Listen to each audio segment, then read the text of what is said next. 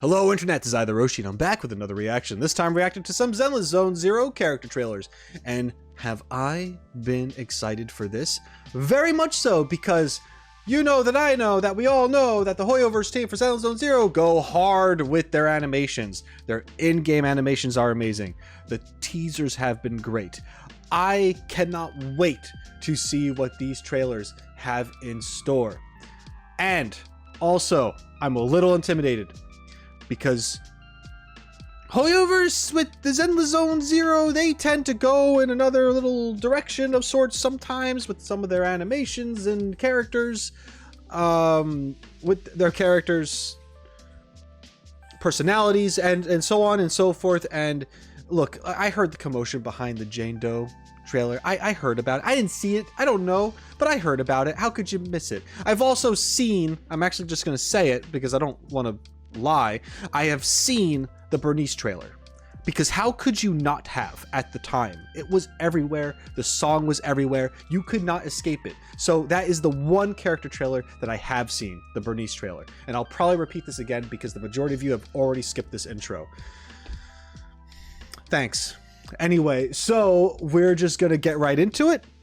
We're going to have a good time. I'm going to watch it. I'm going to talk about it. And that's just how it's going to be. So, without further ado, let's start. We're starting with Billy. Of course we are. Here we go. Huh? The sun's up already? Yeah. Did you sleep well? I wouldn't say so. Work's been a bit much recently. You work so hard. I hope today's a little slower. Yo, yo, yo! Good morning, ladies! Rise and grind. Come on, Starlight Nice! Transformation! Hey! Hurry up, Billy! Just get your guns and let's get this over with! Oh, okay, I'm coming! No time for a transformation again. Never mind, bad guys are waiting for a beating! Let's go! Let's go big and light up the starry sky! So be my gas, I will let you gas. 3, 2, 1, let's play a little game. Watch out, straight to danger. Can't taste that, all around the phone with it. Hurry to dig it out. It's ready to create the fast and natural. Time's ticking, a time bomb. Beware, here and there, so be alone. Got the way to the afterline. To get free, for the first time. Trust the list, and here's the list. A chance to Smith, feel like a mess. If you say yes, independent gassing. Bring money work from rock to rock. Down locked on the side of my rock. So be my gas, I will let you gas. 3, 2, 1, sing flat, down the rest. You never die, so I'll fly. Oh. Oh.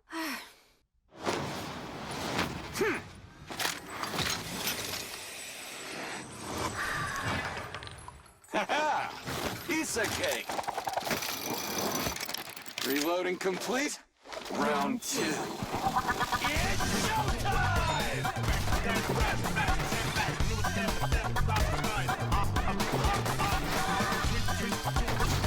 Moving up.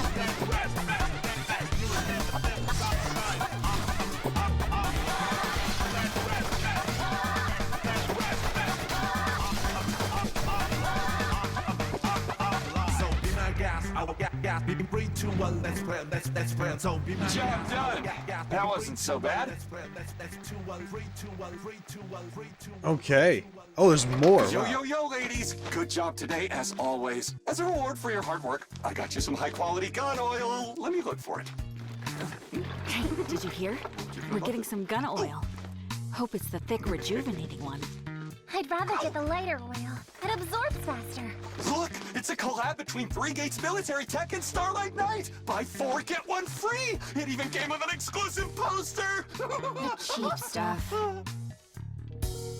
Come on now, self-care time.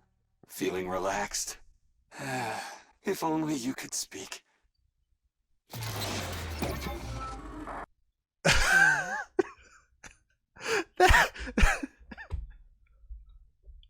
I have some questions. First off, though, man, is Billy the Kid, or yeah, is just I love this character, man. I don't know. I just do. And maybe it's just because there's just so many things that I feel like they've pulled from to have this character be the way they are. I mean, you get some Devil May Cry, like Dante vibes. I think you definitely get Deadpool. Oh my God, do you get Deadpool? I don't know. There's a lot going on with just this character's personality alone. And, you know, I can't tell whether or not the guns speaking is like a canon thing, or if this is just kind of in his head or just something fun for the viewers, because when I did play this briefly, there was no talking amongst his weapons. So I'm not exactly sure what is real and what's not. Not that it matters. This was goofy as hell, but super cool at the same time. Billy the Kid is just, he is so dynamic. He is so dynamic and just a very, I want to say, I guess flexible in a sense of like how they use his character model. I suppose. He has some wacky animations, just incredibly cartoony. And I know that maybe some people would kind of be turned away at that, like, whoa, this is a little too weird, a little too goofy. It's not sticking within the realm of belief because he's a robot, but he's moving all fluid and stuff. But like, I love that. I love how animated he is, considering how he's not, when you take his kind of character and put it in all these other settings, he's more likely going to be some rigid badass, whatever, Terminator style cyborg robot thing that's just like there to be a badass and kill. But here we have Billy who can do that. He can cause serious damage, but he's a goofball, and his animations show that. He's not stiff. He's all over the place, and I absolutely love that about this character. I mean, oh man. I mean, like, look at his, like, how great of a silhouette is this? If you put him against a white background and you just completely blacked him out, how dynamic does that look? How awesome does that look with the foreshortening? But like, first of all, like, sometimes when I look at images, specifically of characters, a lot of the time, maybe it's because I went to art school, I don't know, but you can kind of see the motion lines, or like the lines that mapped out their pose. So, for example, you're seeing this big S right now when they went to design his body. When they went and made the core, not the core, but like his spine, essentially, they started with an S right here. Starting from here and down. And like, and there you go. And they just built him out from that shape just so well. It's crazy to me. I don't know. Maybe it's not that big of a deal, but I just appreciate it, is what I'm trying to say. And then there's also some other things here. Hold on. I gotta go bit by bit with this. Okay. And look at that. You even have the trail off the finger. To just show how quick and that moment was. Let me actually go back. Okay. All right. So, yeah, there, and then there. See that jump? There's just a big gap here where there wasn't an arm. They had the arm here. You can see my mouse, right? Yeah. They had the arm here. And then next they had the arm here. There's a big gap right here that they just go over. Just that jump right here. There's no hand right here. It's here and here, right? But they have they have this line. They have this swipe little effect here that when you watch back, you probably don't see that much. Good job today, as always. As a reward for your hard work, I got you some high-quality gun oil. Let me look for it. Right there. You can kind of see it now, maybe, that I pointed out. Maybe you saw it before, but there was that little swipe. But because our eyes can only see things so, see so much, it's just a little trick to make things look even faster than they are. There's a little bit of a snap to it, right? I don't know. It's really cool. Okay. Yeah, I love Billy's animations with just like how crazy they get. They have the speed lines. There was a moment in the beginning where they were showing his face. I'm not exactly. They had an ass shot. What's going on here? Billy, you need an ass before you can even show it. Come on, man. Anyway, yeah, I don't know. I'm like, there's so many little things. What the heck, Billy? Okay, hold on. Sorry, we're done. We're done. All right.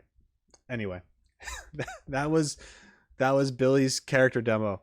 Yeah, we're gonna move on.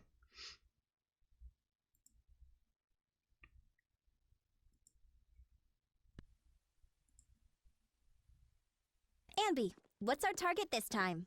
A special kind of bamboo. I heard it's worth a lot. A chance to fill our pockets. Then what are we waiting for? Okay? You guys ready? Let's go! I'm the diamond. I'm the ring. I'm the treasure. A little bit tricky. I know your secret. I draw your dream. I steal your heart. Don't blame it coming. Look at me, can't you see? I'm a real match for reality. Look at you, I can see you're thirsty and worried about losing me. Look at me, you can't see we're drifting, spinning fantasy. Look at me carefully. I have everything you want, I'm everything.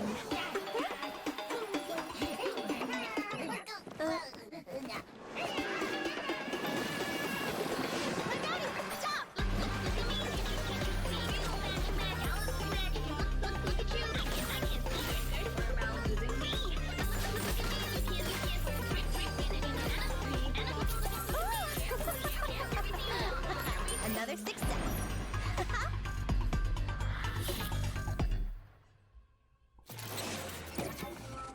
Okay. That was Nicole's character trailer. Demo. Sorry, same thing. They yeah. I don't really know what to say about Nicole. I'm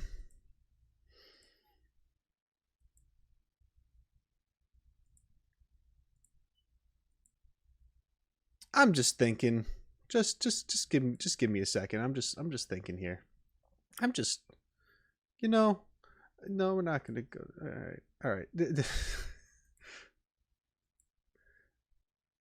I mean,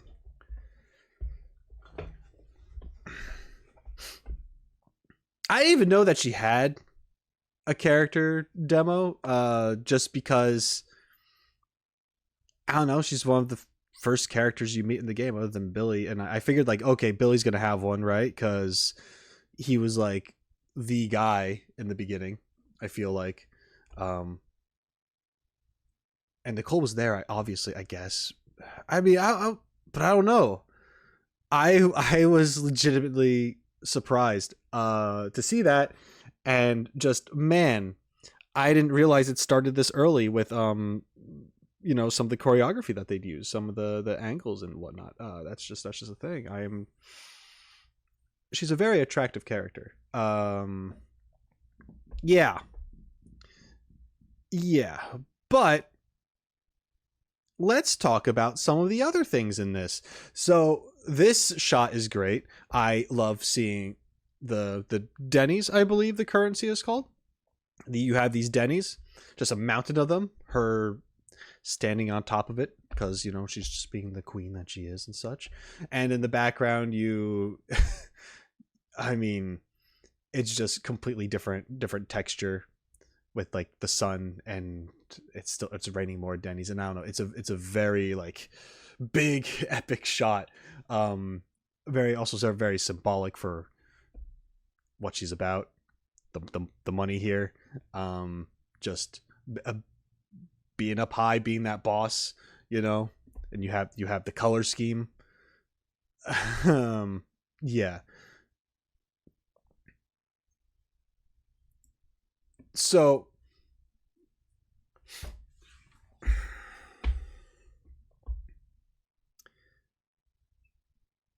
and the song, I'm not really great when it comes to talking about music and stuff. I'm interested if the voice actress actually sang the song, because it's supposed to be like her character singing, right? Like that's the feel. If not, it's representing her.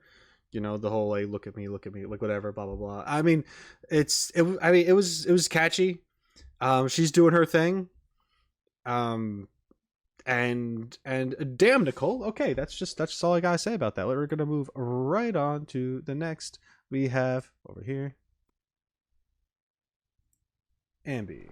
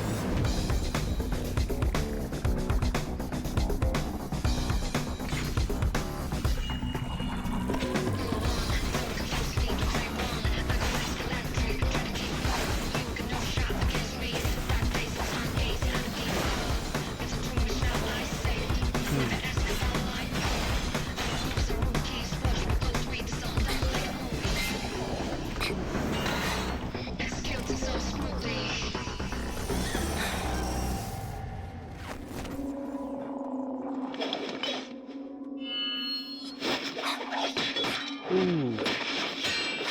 Holy crap.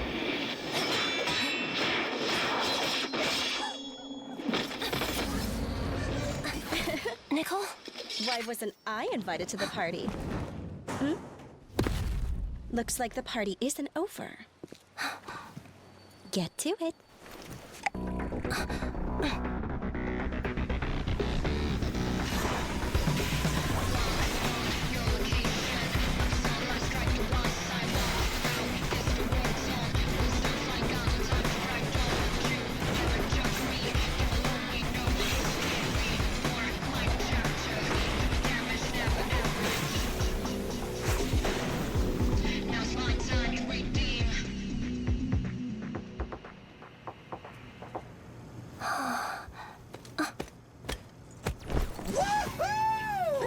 Amazing, flawless camera work, such smooth editing.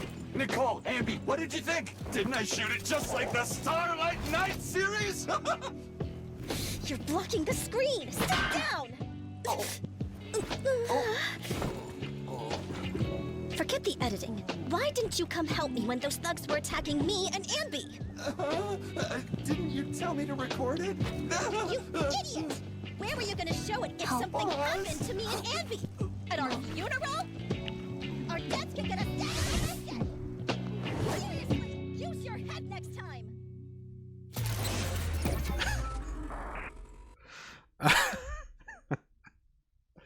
Okay.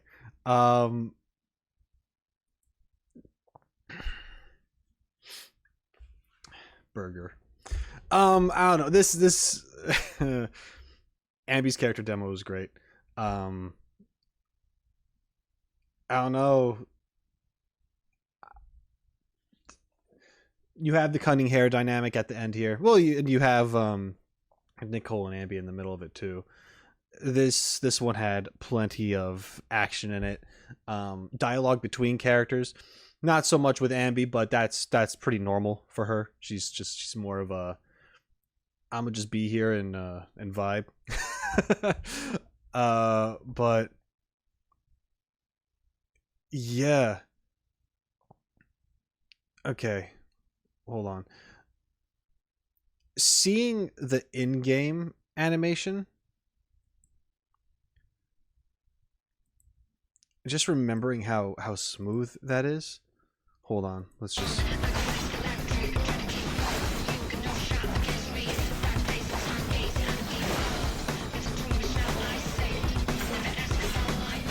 Yeah, I mean, it flows so well from one move into the next move, and just I'm running out of words to use to describe it. I've talked about it before when it comes to using momentum and animations and stuff to have that look, and when Anby's like in her combo, she is really just moving, obviously, moving from one thing to the next, but how it just leads into the next motion, like slashing down low. She's on her knee, she spins on her knee, slashing with the other blade. Like, it's just, I don't know, just how they incorporate it just to look as good as it does. Zenless Zone Zero is really, really good at that.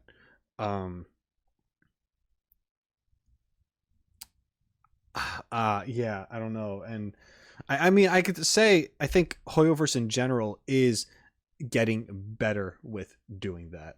But in Zenless Zone Zero, because it's the newer game, it has been there from the start, and it is fantastic to see. The scene here, this was freaking incredible. I'm actually rewatching this. I'm gonna rewatch this. Let's just... We're watching this.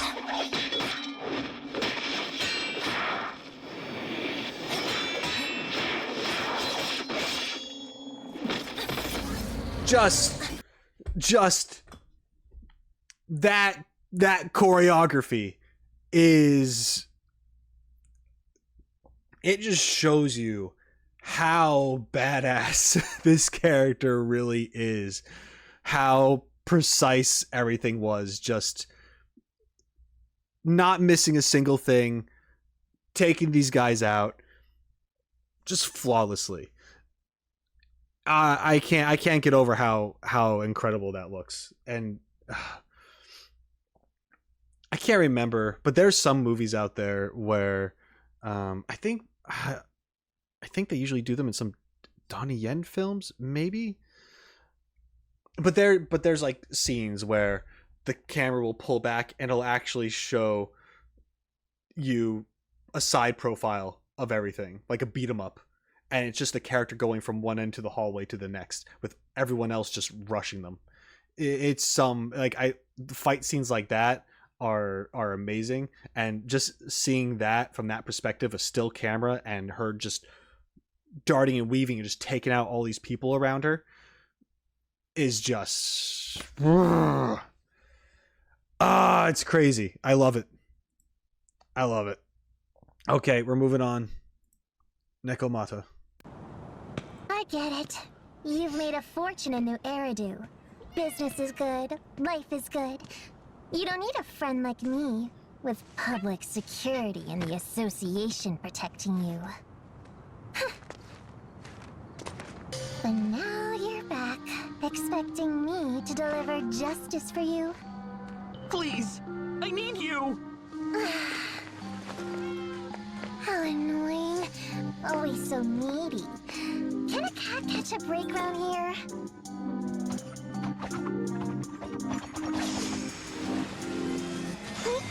Come see me, yeah, I'm a mystery. Come seek me, get you out of your misery. Come find me, got a pocket full of keys, hiding in the shadows, adding danger to the mix. Got no lies, treat that mine. Which feelings, straight on the line.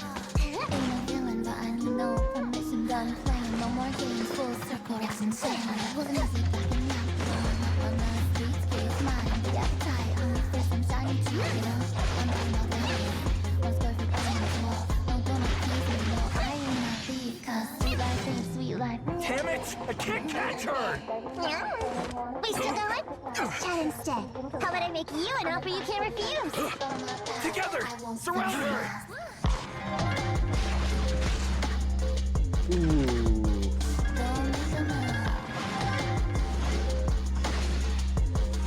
Just get on the drill. Street kid rule number 2. Never leave your back open.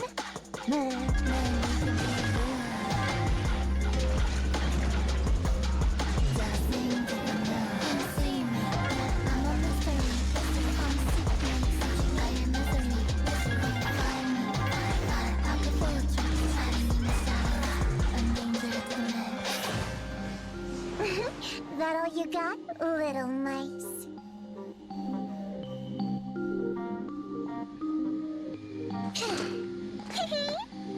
Those lines were familiar. Were they from a movie? What do you think?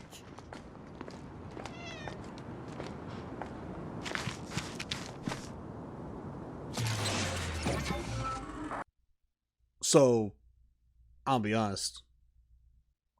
I don't know what Anby's talking about at the end there. Anby. Was this a reference to something else that I'm just not aware of?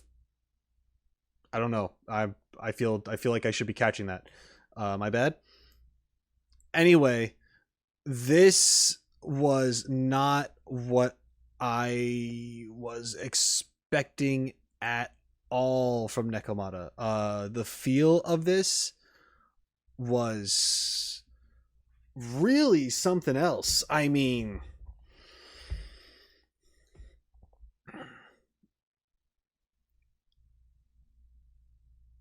Nekomata is a very... It's strange because her character teaser essentially tells you the mystery behind her whole thing. It essentially spoils her whole deal about what happens in the story or how things, her backstory, right?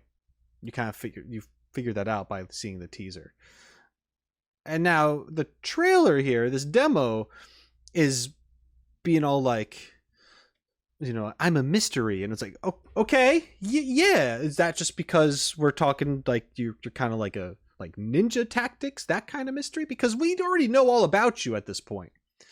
I'm a little so the feel was a little weird, not bad. It wasn't bad. If I knew less about the character, then like, yeah, this is like, ooh, what's happening here? I don't know. Other than her just destroying people. But the visuals? Also, I'm getting the sense that like a lot of these characters are just singing their own songs at this point, which I didn't realize at first, but that makes sense considering the Burnice trailer, which I talked about at the beginning of this video, because that's like her song. So yeah, I guess this is the one that Nekomata sings. This is hers, and sure, I guess. I will say though, how expressive, I mean all these characters, but Nekomata's expressions, her character animations in general are very well done. She's very entertaining when she's on screen. But that's like you're gonna die if you see that. And yeah, some of these visuals here, like this is so cool. All right. First, we change to this nearly monochromatic, not exactly, because we're dealing with more than just two colors here. We got your black and red, and there's some white and stuff, but you got this red filter. The background's gone. Everything moves at a Dutch angle, right? We got the Dutch angle going on. We got the turn, and just like the quick motion past this guy, and you have the red streams, the red ribbons, for lack of a better way to put it, and just how she moves around in general with this red filter and the slashes she's doing, and oh man, stylistically very, very beautiful. And it has a really dark feel to it as well.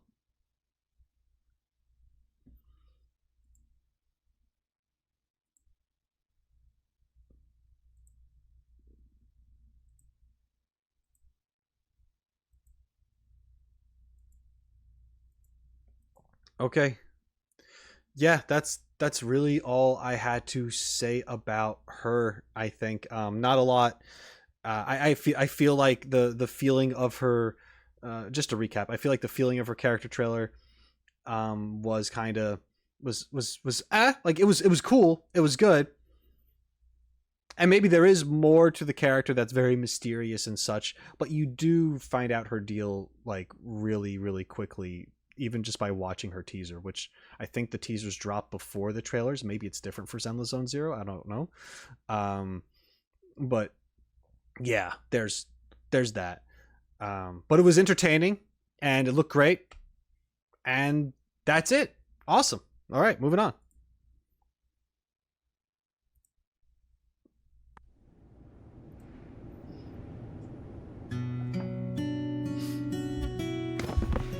We have obtained the item you requested.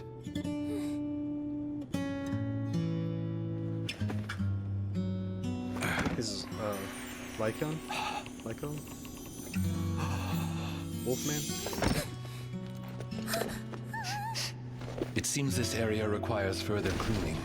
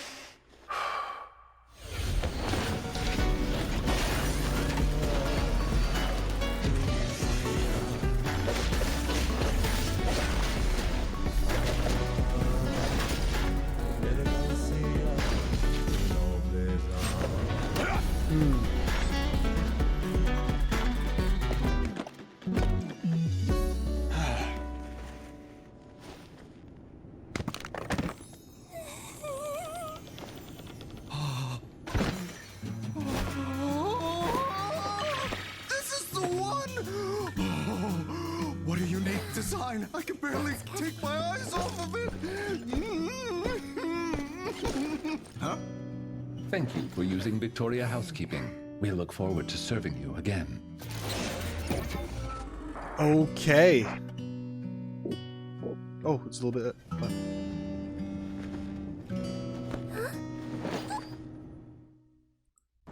Oh no! Go, stop.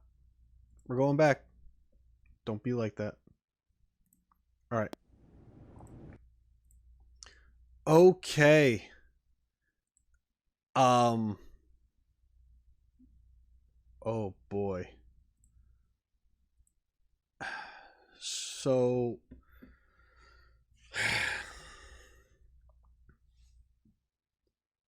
I remember wanting to pull for this guy, or hoping that I get him. Because, I mean, look how cool he is. Also, he's got like the ice powers. And, I don't know, characters who brawl, specifically kicking, I think is incredibly badass. I like characters that kick. I think it's cool. This guy kicks. He's got ice. He's a cool looking suave wolf man. And I'm about it. He's just awesome. I don't know. And I do remember when he was revealed, the internet went a little crazy, and there was a lot of there are two wolves inside of me and wanting this guy to be the third, as far as I'm concerned. That was the vibe I got from all that. And you know what? I get it. I wouldn't even consider him a hear me out. I totally understand why people immediately looked at this guy and were just like, yup. Uh-huh. I understand. I understand. Whatever, man. That's just what that is. But he's got the, I didn't realize, the leg thing. It's very similar to, what's his face from, the first thing I think of is My Hero Academia, the guy with the jets in his calves. I forget his name, but you know what I mean. If you maybe you do, maybe you don't. I don't know. I haven't seen that show in a really long time. But he's kind of got that thing going on. He's look at that. That is so cool. All right, yeah. No, this guy is just like, people just want to be that man. Just want to be him. How could you not want to just be that guy? Oh, and the music, that music switch up with just like I just we'll just have some good old Latin music. That's fine. God, how's this dude's just suave. And I forget her name. I forget the girl's name. With the pizza cutter, but she's cool. I don't know. Well, I don't know what else to say. I mean, this dude. This is how people be looking after they pull the character that they want. Anyway, I don't know. That's just I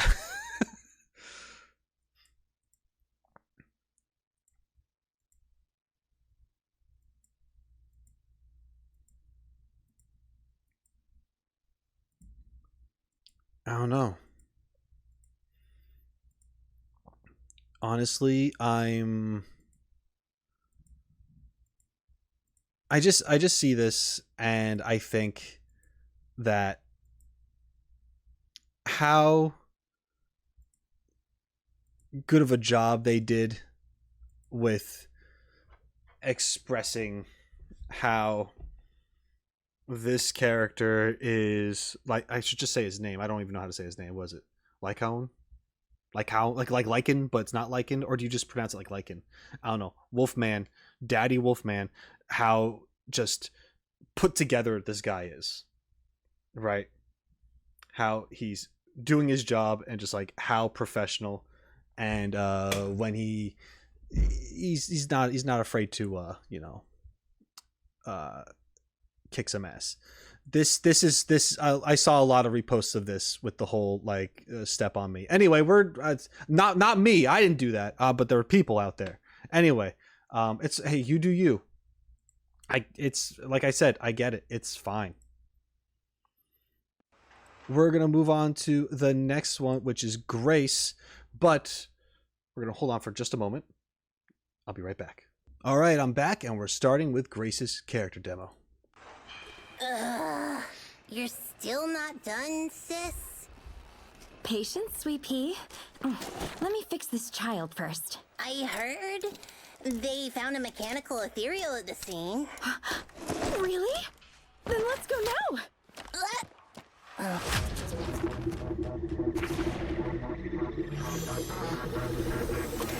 Yeah. Automatic, mind is racing, left to right, 365, call me obsessed, a wish. I don't mind, cause my ideas are one of a kind. Beauty is in the eye of the beholder. Lines occur, senses and controllers. My intelligence proves my excellence. Next to my machines, you don't stand a chance. That child is... Can you hear the symphony of Gears turning, engines whirling, forging, building, wearing, tearing, full of energy. So many possibilities. Even machines have real feelings. Might not believe it, but I can see creativity higher than the 10th degree. Call me gifted a prodigy, working on my craft like it's my duty. A construction vehicle transformed into a weapon? The power unit was replaced with its own core. Wow, it's so ugly yet so creative. I wonder what it looks like inside. Watch out, sis! Yeah, I made all of it from inside out, every little inch. Yeah, look at all my children, piece by piece, something hard into it. Yeah, you can hear its beat, they have emotions, you can face up to it. Yeah, I created it, somehow I feel like I'm a part of it.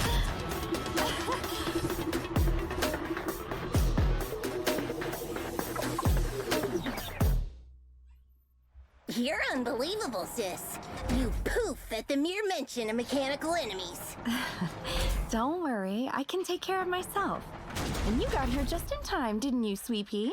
That's why you're the president. So dependable. Ugh, saying such nice things. Now, how about you let Sis have a little looky-loo inside this child? Okay. Referring to the machines as a child is a little, I don't know, that freaks me out a little bit.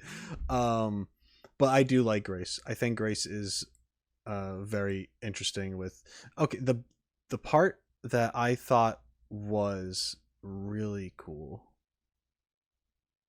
was probably around here. Yeah. This whole thing. Yeah. Okay. She's looking at this creature and she's marveling at it. Time has kind of stopped for her as she's going through her mind. It hasn't really stopped, but you know, like she's just in her mind palace of sorts, and she is just analyzing the hell out of this thing just by looking at it from where she is and asking the questions. I don't know, just seeing her in that headspace where she's just, despite being in combat, she gets very caught up into what she's passionate about, and she is just super focused on like what are you and how do you work, and I need to know, to the combat breaking out again. I don't know, I really like that when we see a character just kind of slow things down and analyze stuff. One of the best examples, I mean, it's not exactly like this because the other one, this isn't so much a prediction, but just wonder and more analysis based, whereas the example I was going to kind of compare it to would have been, I don't know, but it was like the Sherlock movie with Robert Downey Jr. as Sherlock. I can't remember the name of the movie, but like a few times within that series, or at least, you know, the Discombobulate one where he's looking at the guy and he's all beat up and he's just kind of thinking like his next move and how to go and what it's going to look like, so on, and how things are just going to play out. And then time resumes, action takes place, and everything happens within like 20 seconds. This isn't exactly like that, but it's the idea of things slowing down and taking that time to think. That's what I really think is pretty cool with seeing that character here. And also the dynamic between Grace and what's her name, the president of Belobog, the young fiery one. I like seeing that the dynamic between them, how, you know, she's just doing her thing and it's like, wow, you run off real quick. It's like, yeah, I knew you would save me, you're so dependable. Like, I don't know, just the banter back and forth. I like it. It's very sweet. There is, you know, they say sis, like there is that sisterly feeling between the two, it seems. They do good at representing that, I believe. All right, yeah. Why was everyone stopping here? What happened here? Oh, yeah, because they just straight up show her chest, like, up close. That's why. Okay, that's... You guys. I understand. All right, next one, Rina.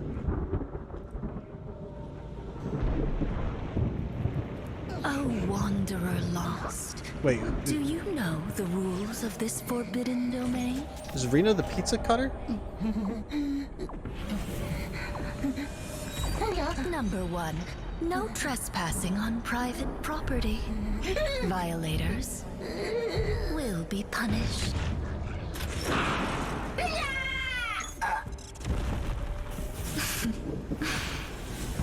No. Oh, Number Rina's 2. this person. Good children will be rewarded handsomely. As for the naughty ones... Right. She like floats and she's got like puppet lightning stuff. Anyway.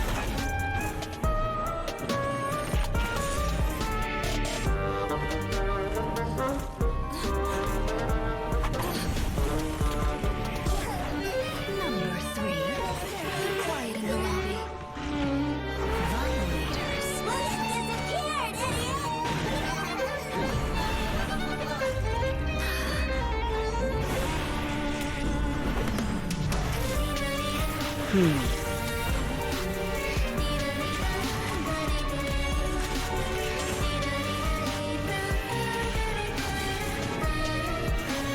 Number 4.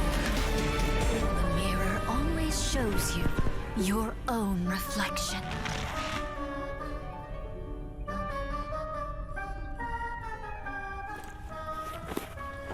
You're awake. How do you feel? Oh, I prepared this meal with care to assist in your recovery. Have a taste, won't you? Rina, this child is but a mere bangbu. Show some mercy. Well then, Sir Lycaon, please accept it.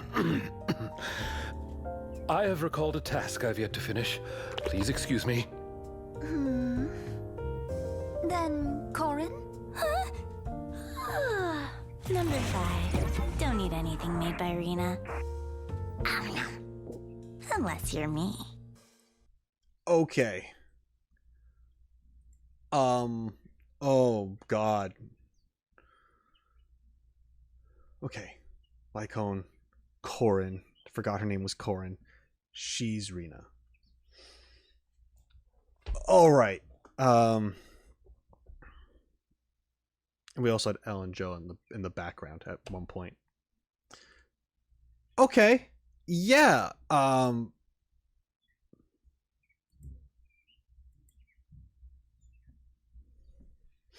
Yep. I think this makes sense that a lot of people would go to this scene. This... Oh, man.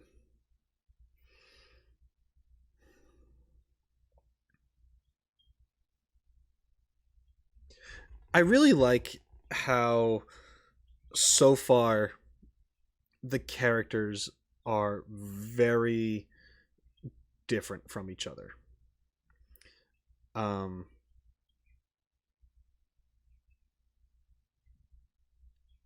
Not just in appearance, but also their play style. Rina looks very floaty, has a lot of like bigger range, like AoE kind of stuff going on, it seems. Not saying other characters don't up to this point, but it feels more obvious with her, with all the lightning coming down everywhere and these bang boos that she's controlling, like swiping, swirling around her. And she's essentially like a puppet master here, and this encapsulates. This shows all that. I couldn't, the word didn't work. I'm losing my mind.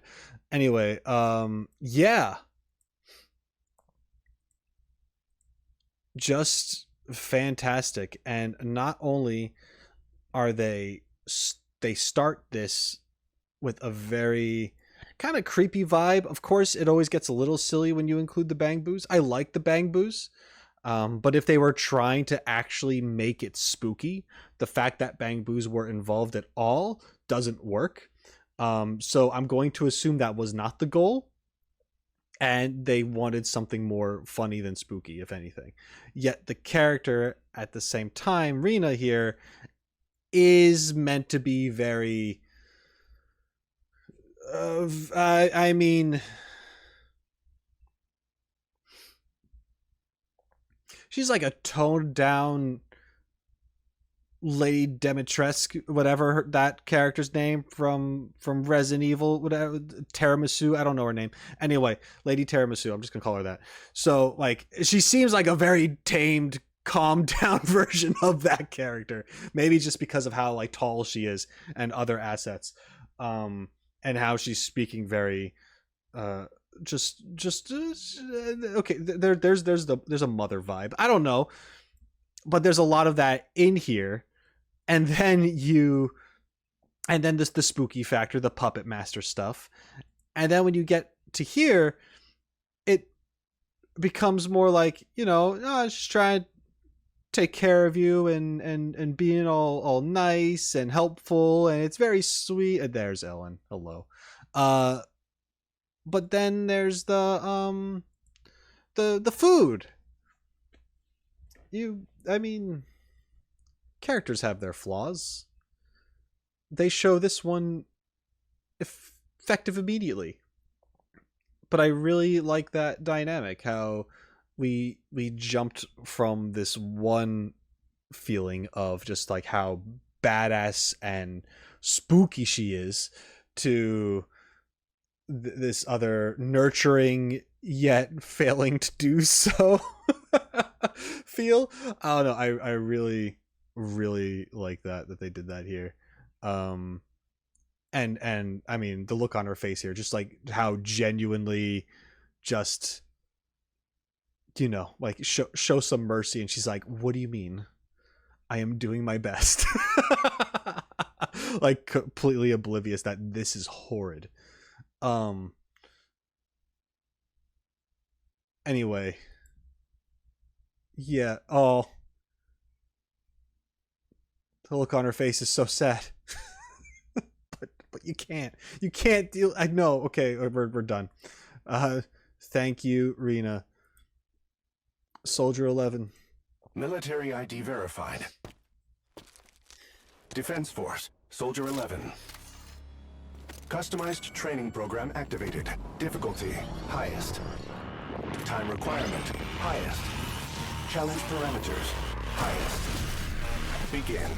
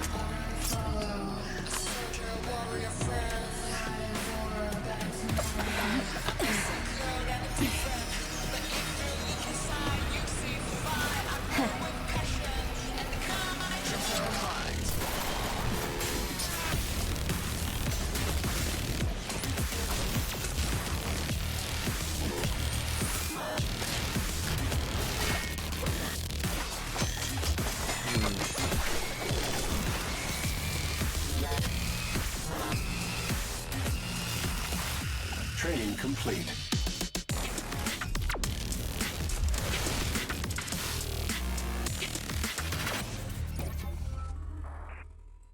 Okay. This for Soldier 11 was just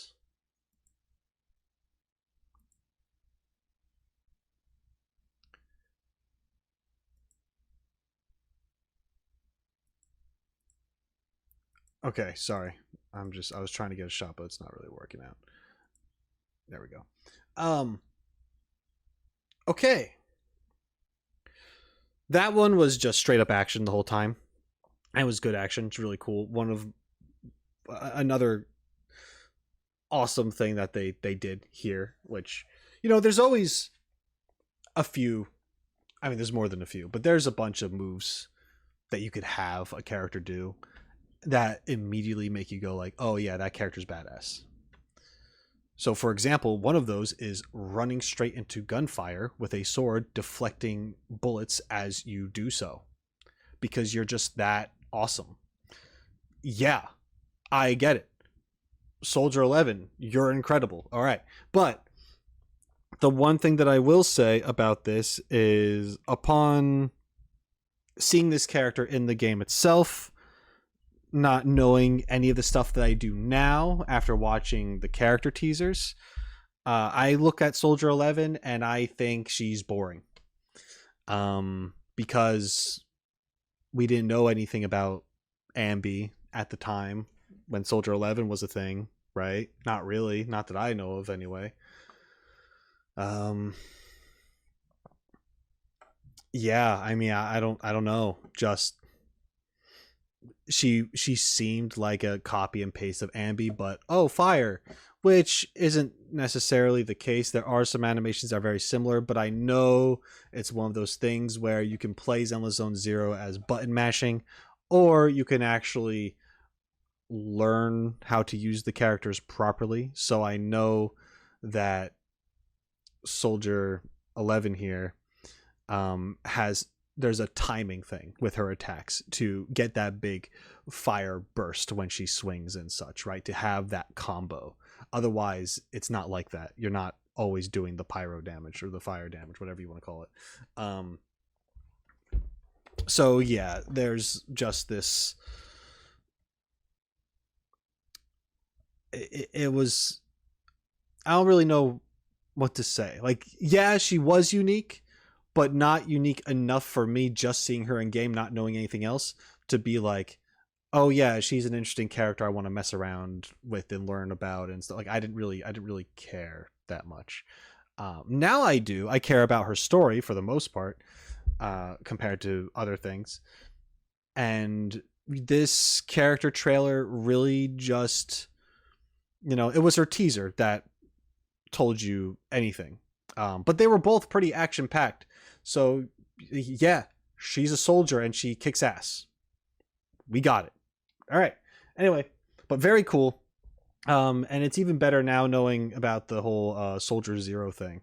So, or at least from what I know from watching that teaser in that other video. If you haven't seen my reaction to the Zenless Zone teasers, I recommend you go do so, because that would be super cool and helpful and fun for everybody. I hope. So anyway, let's move on to the next character here. We have Ellen. Hey.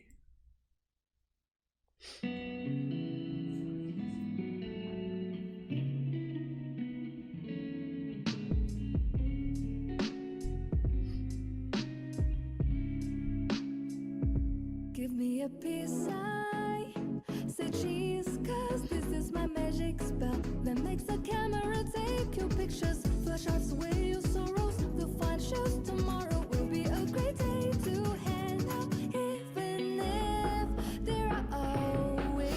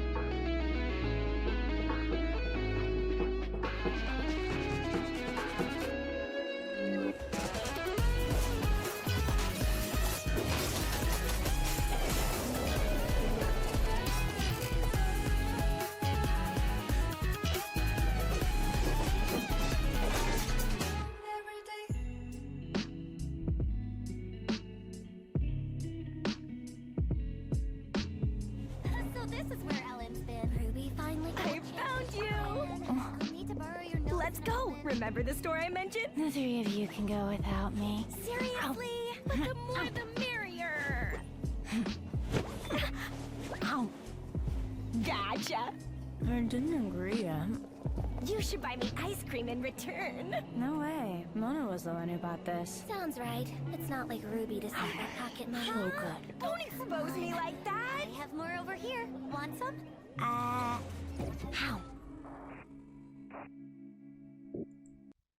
Okay. Man.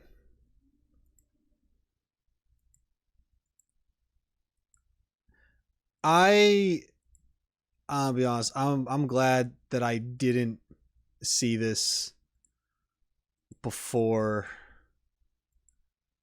I tried to pull for Ellen, because I did not get her. I lost and I ended up with Nekomata instead. But if I saw if I saw this character trailer and then tried to pull for Ellen and then failed, man, I would have been devastated. Because this is so good. Her character teaser is awesome.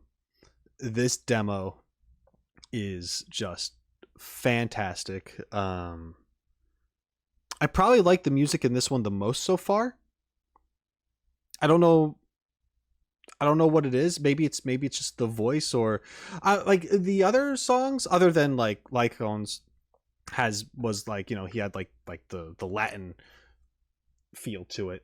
But the other ones for the most part have either been some kind of like electronica, which is good, or some kind of rap hybrid something.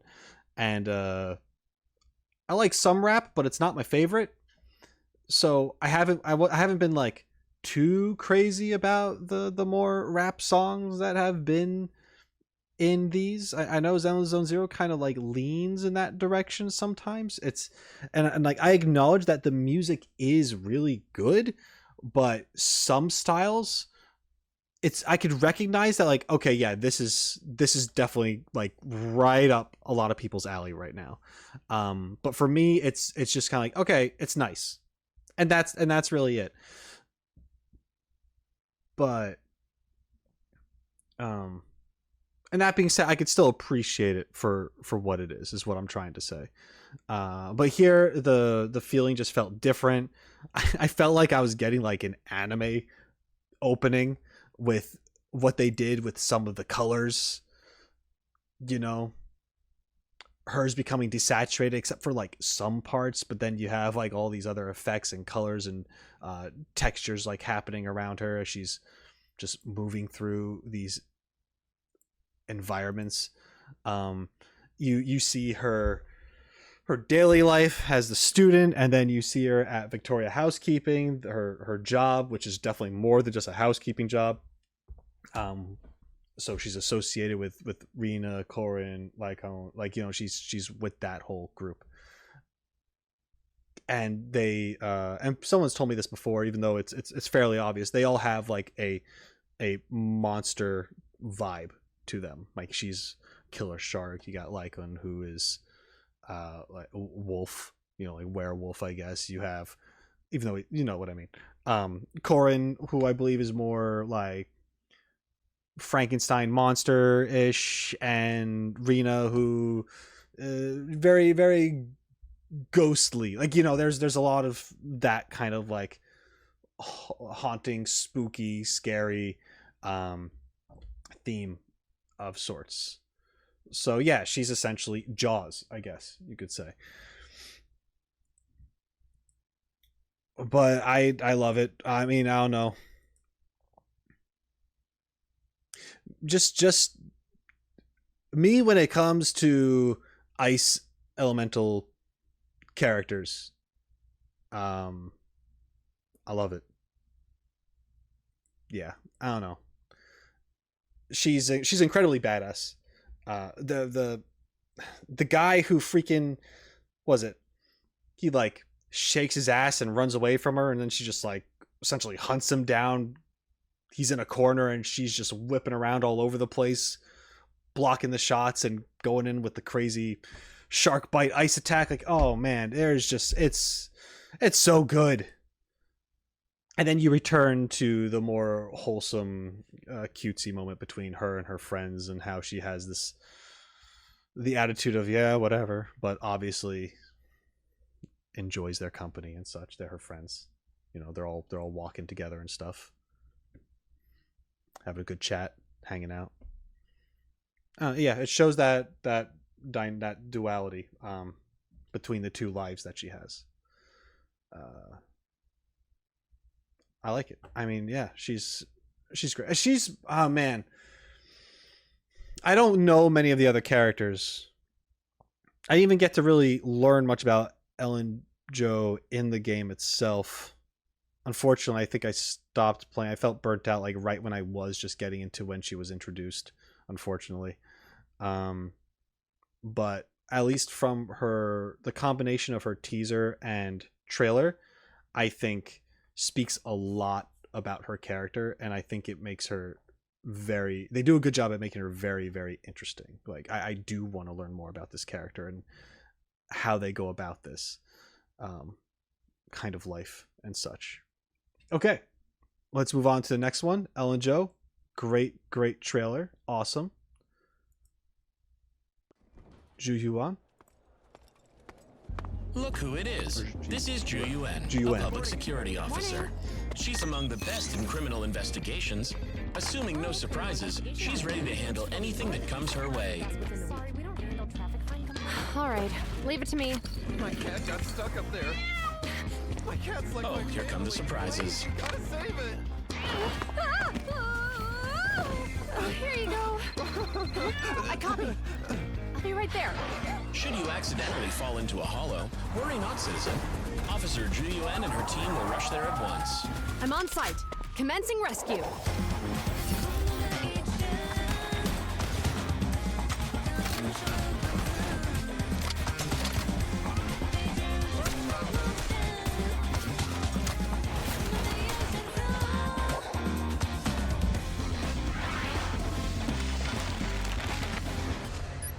And that's a review of our recent tasks. I cannot stress this enough. Once we enter the hollow to deal with this... It's for you. Hello? Mom. I'm in a meeting, I can't talk. Oh, for dinner. Yeah, for dinner I'd like, Zhu Yuan hangs up. Her mother's call leaves her feeling uneasy because... That was a private call, so not a word to anyone. Now, back to our topic. In the hollows, we have to fight ethereals. Please note, the number of permissible mistakes is 0!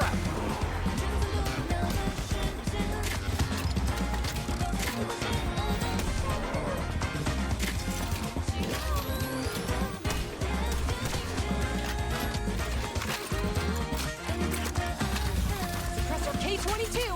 Maximum firepower!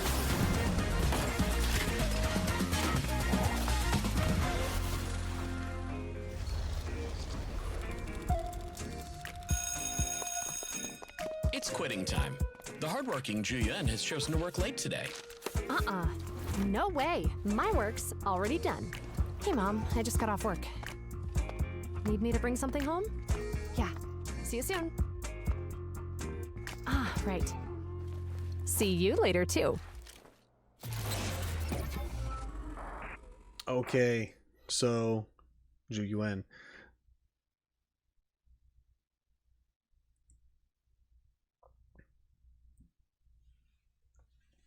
Relatable right here with the private call. I mean, it's you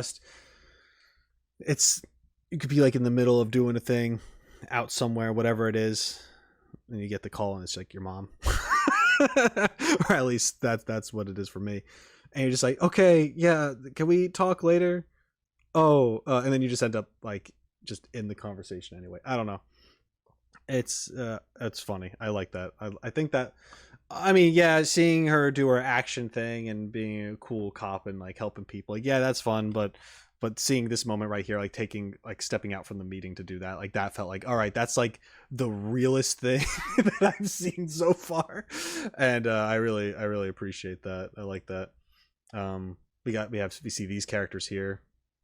I remember them being on the banner as well, or a banner at one point or another.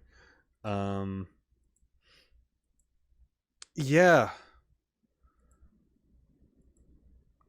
I don't know, that's really all I have to say. I mean, I don't really have much. I feel like the majority of what I had to say about her was already like in her teaser.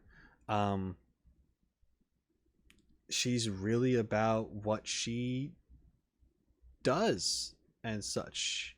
Oh, I just saw something that I don't like.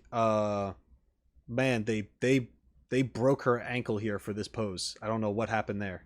That's rough. That's unfortunate. Sorry, Zhu Yuan.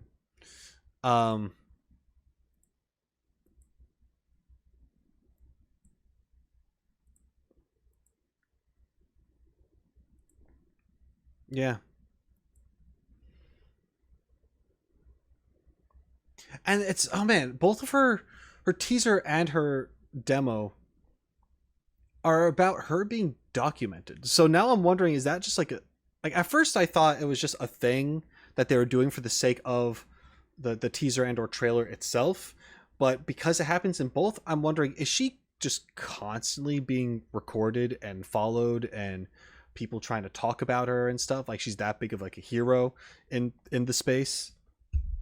Because I don't know, like there's before where she's supposed to be acting, but then they have to do the live footage instead because that's just, she's just better to follow her than to make her actually do a thing. And then you have here where they're trying to like, you know, just kind of the opposite, where they're just following her around with a camera and trying to, and actually not even really, because there's also narration. We have a narrator in this, so it's not like that at all. My apologies. But yeah, it's kind of like they're just even trying to tell a story or predict like, oh, what she's going to do. Like, oh yeah, she's a hard worker. She's going to be staying overtime. And she's like, nah, I'm going to go hang out with my mom. You know? So yeah. And it also shows like how diligent she is. Like, you know, her work is in fact already done and such. And of course you guys would stop. Oh my God. Anyway, the other thing that I want to say about is, oh, this beginning scene. Okay. So yes. Not long ago, I reacted to, Escoffier's character, trailer for Genshin Impact, and there was a scene that was similar to this where she was kind of setting up a table and going through cupboards, and you see her just here doing a thing, here doing a thing, here doing a thing, just these quick cuts of these moments of her doing something in this one area with a still camera, but it's showing like how time has gone by and what is happening in order for her to get ready, whatever she needs to get ready. And this is showing her work day here in the office. So hold on, I want to see something real quick. Let me just play this again. Handle anything that comes her way. Okay, thank goodness. Attention to detail. Wow. All right. I don't know if you guys noticed it, but I had to look because I was just like, they better have. If they're gonna go through the trouble of even having this in the shot, they better do it. They have the clock. They have the clock on screen, right? They could have easily have just not had a clock and do this scene, but they purposely have that clock there to show you her doing all this stuff over the course of time. The clock moves. It's such a little detail, but it's so important to show how much time has gone by. Just look at this clock. That comes her way. All right. Yeah, like, I don't know. It's just a small detail, and maybe you're looking at it like, well, duh, did I notice it the first time? Or that doesn't matter, whatever. But I feel like it's such an easy mistake to just have that there and forget to animate it. Just have it like as part of like the background image or something, right? But no, it's honest for them. They purposely put it there to show you, or just to give you another sign of like how much time is going by as she's just doing all her stuff. I don't know. It's just a little thing. It's really cool. I like it. It's a nice touch to detail. You got to appreciate the little things when it comes to this stuff, because there's plenty of people who work on this shit for like hours or even days, and it goes by unnoticed. Like, you know, there's a lot of times like you'll be like, I don't know, I think I remember listening to something somewhere about like the animation of the movie Incredibles, and some guy was talking about how he spent days animating a pencil rolling on the desk or somewhere or something. Like, I don't know. Like I heard that somewhere. I can't remember. But there's that. And that's something you don't think about.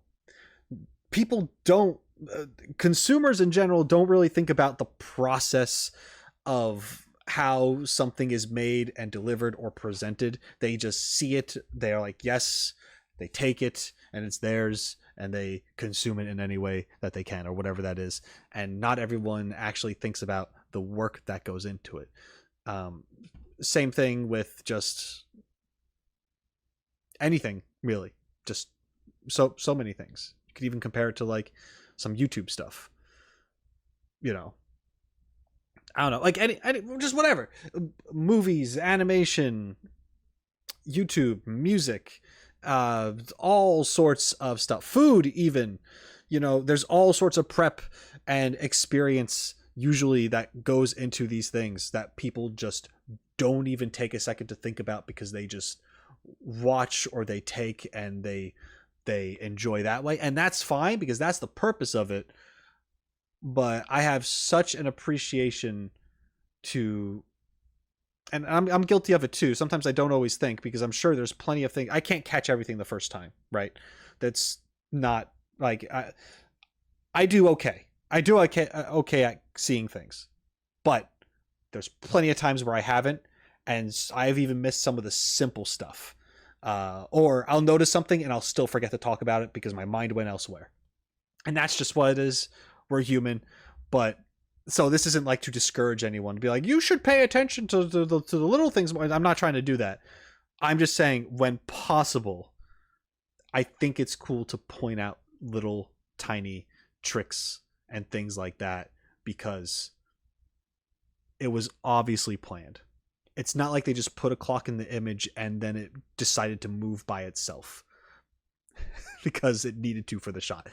Someone thought of that and they had to make it happen. So just little things. I think it's good to stop to appreciate the little things every once in a while. And there's all sorts of little things that I've missed as well.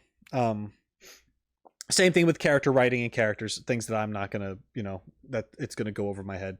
For example, when I reacted to the Honkai Star Rail, what was it? Was it teasers? Trailers recently? When I reacted to Honkai Star Rail stuff, I was late to put on the closed captions. I was like 6 videos in before I realized I had to do it. I forgot in the first video of this whole thing, like I forgot to put on closed captions, just because. But even that has things that are important, like people saying like, oh, but there's like lore in the closed captions because there's like things in parentheses, like this means that, and things. And of course that's going to go over my head and not mean anything to me because I don't know the context, and it's just like, ooh, funny name. But still, it's part of a story that leads into so much more. And for those who do pay attention at all, who are into those stories and see these names that they are familiar with and or recognize, whatever that is, they're like, holy crap, this could be big. What a connection there. Like, I don't know, like, so it's in all sorts of different ways, these little details that are thrown into these things that are very important and enrich the experience if you're one to actually go looking for something like that. Or you can just be the person that watches this for the ass at the end of the trailer. Need me to bring something home? Yeah. Because she has one. Anyway, so we're going to move on, and that's just what we're going to do. We're going to go to Qingyi.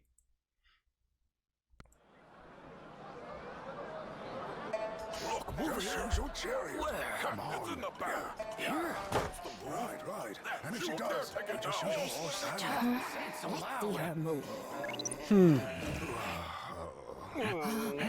That's game. Get wrecked. Come on, buddy.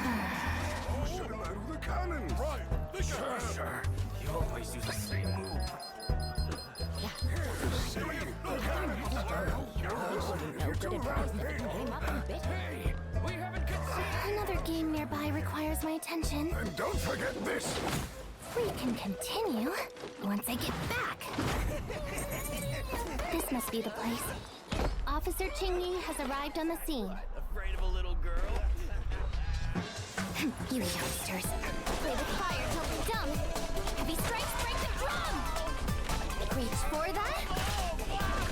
Shining moon. How many flowers have fallen? Formation! Let's see the pitch we get through this! Don't forget about us! What are you doing? Defending our community is just like playing chess. We won't concede! Three-pawn power trigger! My opening move. Turn the table. What's happening? Pawn siege the palace. What the? Moonlight tape. Freeze! Public security! Horse and cannon. Officer Chen, seems you're not as fast as you used to be. Thanks, but some of us aren't made of steel or battle ready on break. It's them you should be thanking. Huh? Them? Can be deceiving. Something's get better with age. Checkmate. Oh no! What is with this game? So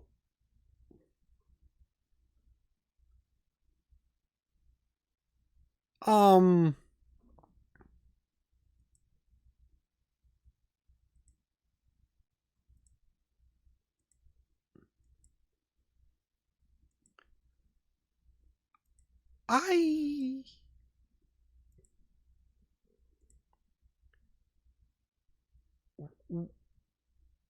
when do I get to pull for Ip Man Grandpa?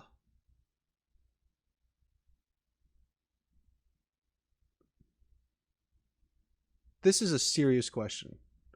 What did I just see? What did I...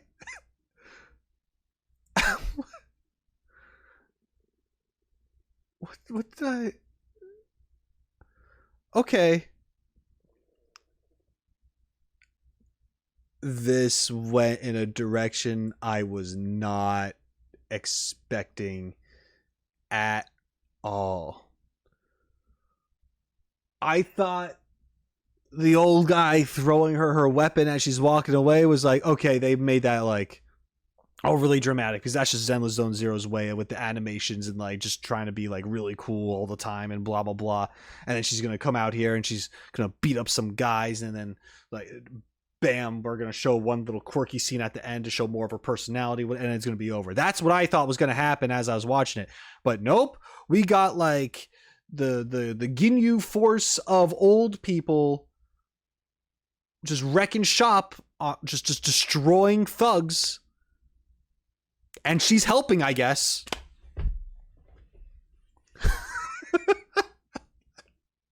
Oh, and I know that they said chess, but they're really playing a different game. It's like the Chinese version of chess. I think maybe it's Japanese. I don't know. Probably originated in China, and the Japanese took it because they did that for a lot of things. But it's like, what's it called? It's not Mahjong. Mahjong is, or Mahjong is the like the dominoes game. It's something else. I can't remember, but it's very similar to chess. It's like, it's really cool. I'd like to learn how to play it, but I just haven't. Or at least I think that's what they're playing. Maybe they are just playing chess. I don't know. It looked like they were even playing checkers, but the guy said chess, so I have no idea what's going on. Anyway, it's probably some inspired version of those things and not actually any of those. This is nuts. This is like,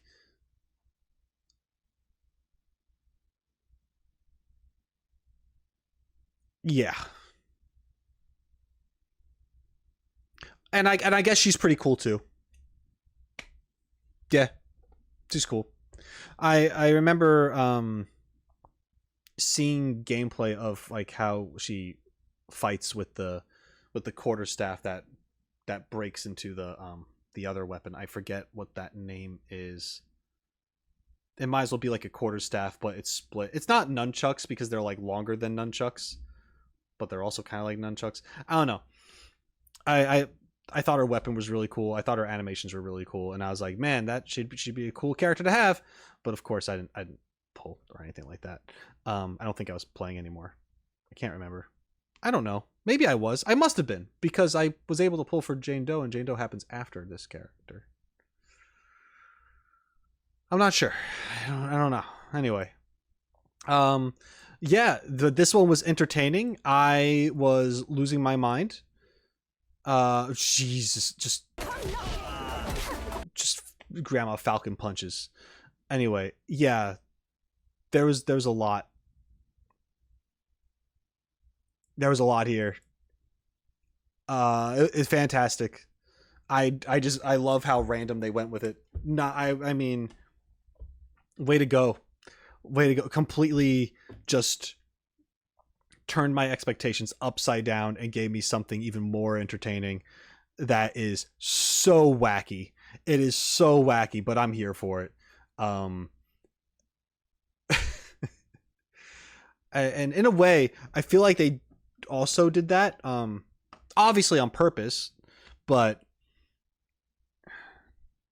I talked about this before too. There's there's that dynamic of when you have someone playing the straight man, and then there's the fool. But in this case, you have our main character who is the straight man, the person who is very serious, and then you put all these other characters around her that are extremely goofy. These elderly people who are just martial art experts, and it's awesome, but it's still so freaking funny to see. So you just see this really goofy scene, and then there's her who is just composed. And it makes it even funnier because of how normal it is, I guess, for them. I don't know. Anyway, those are my thoughts on this one. That was funny. Oh man. Okay. Next one is, oh boy. Okay, now headphones recommended. Oh no. I mean, I have them.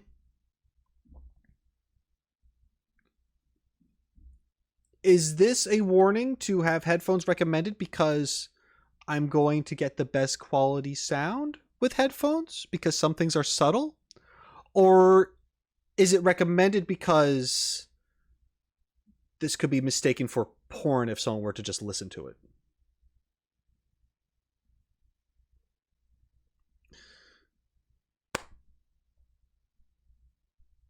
I hope I don't get demonetized. I don't know what's okay. We're just gonna play it, I guess. Headphones recommended, guys.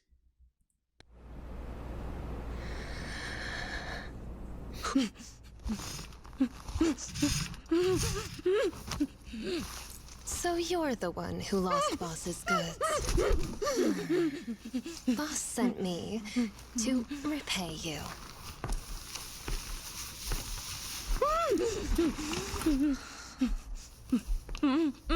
Oh, have something to say. Be careful now. I don't want to hear anything that might damage. The goods were stolen. I always change my routes, but that guy knew right where I'd be.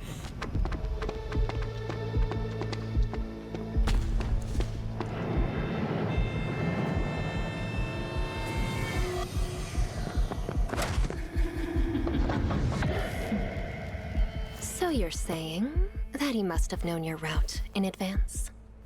I don't know. Maybe it was a ghost? A ghost? Is that so? Why don't you tell me more? It was too fast. Red. Yes, it was red. And it leapt from the shadows. Once it sets its sights on you, there's no escape.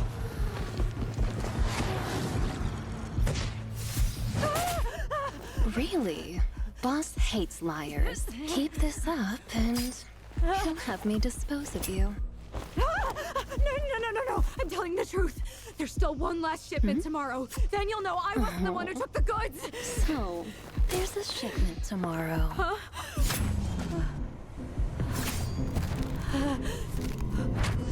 Wait, don't tell me you're...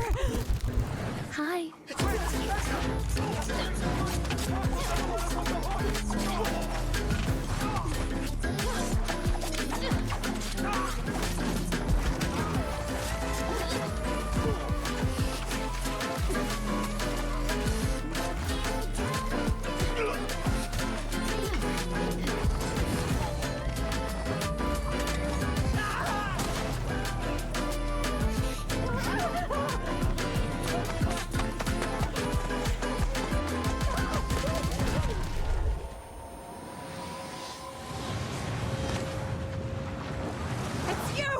Think our boss got played by you like that, you dirty rat! We've met before. And you don't recognize me? How insulting. With such terrible eyesight. How about...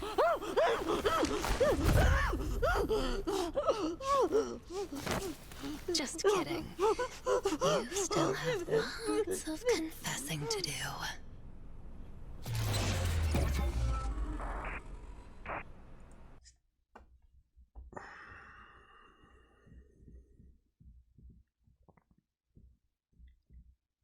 I understand why headphones are recommended when watching that. Okay. Deadly interrogation, you don't say. Let's talk about this.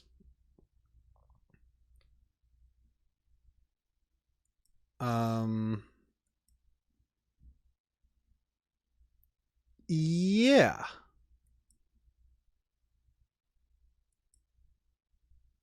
So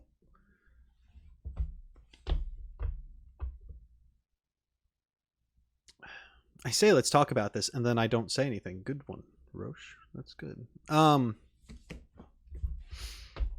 gonna change this because I don't like the idea of her holding my face right now. Okay, that's fine. All right. So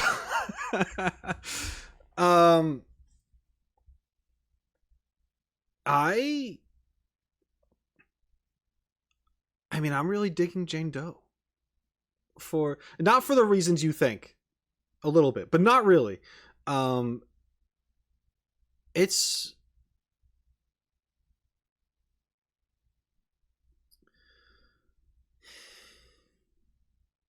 I don't know how to explain it. I just feel like she's just a character who... I don't know, she does what she wants to get what she wants. Like, I feel like her methods are kind of, I don't know if I want to say like underhanded, but I mean, in the previous one, she's wearing a disguise and stuff, and this one, it's an interrogation. Her way of interrogating is very simultaneously very threatening. Like, it's intimidating. You think you're going to die at any minute, but at the same time, she is flirting is like a very weak way of putting it. Feels more than that. It's very intimate. It's like simultaneously like borderline death mixed with intimacy, and it's a very strange combo. But that's also, I think, like, it makes sense for her character that she could be this way. Either she could just naturally be like this, but in a way it could also be an act in of itself, to have that confidence, to carry that kind of persona with them. I don't really know how to really put it in words, honestly. Yeah, I mean, I could see why there was so much hype and or controversy around this. Personally, I mean, I get why on both sides. As for me, I think I'm more on the side of this was freaking cool.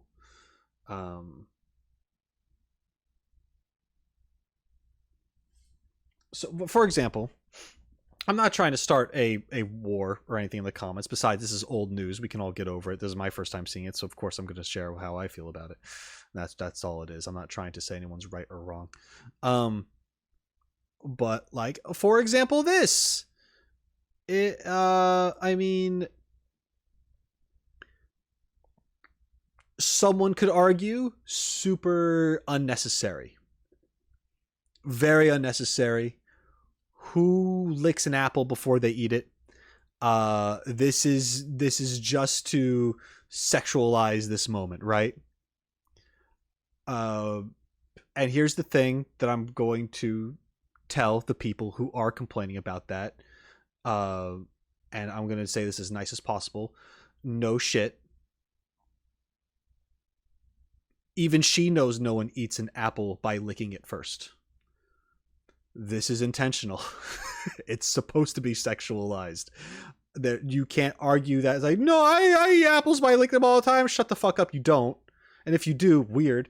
But hey, you do you, I guess. I'm not going to tell you how to eat an apple. But yeah, it's very like, is it necessary to have? No. Does it tell you more about the character? Yeah.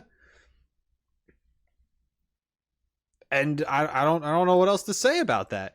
But her messing with the freaking knives and like, it's spooky.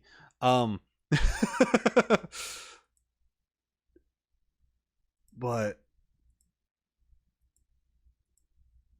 and I loved this right here.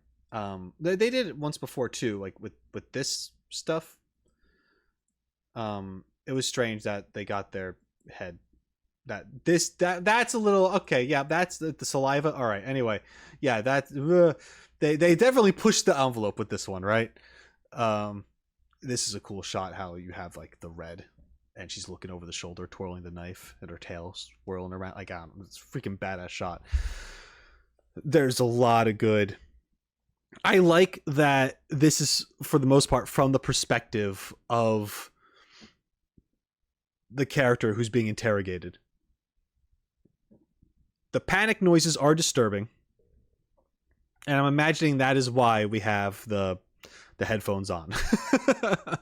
But at the same time, if you're dealing with her, are you not going to be whimpering in one way or the other? You probably will be. That's just what that is. I'm sorry, but I think that's the message that they are trying to get across.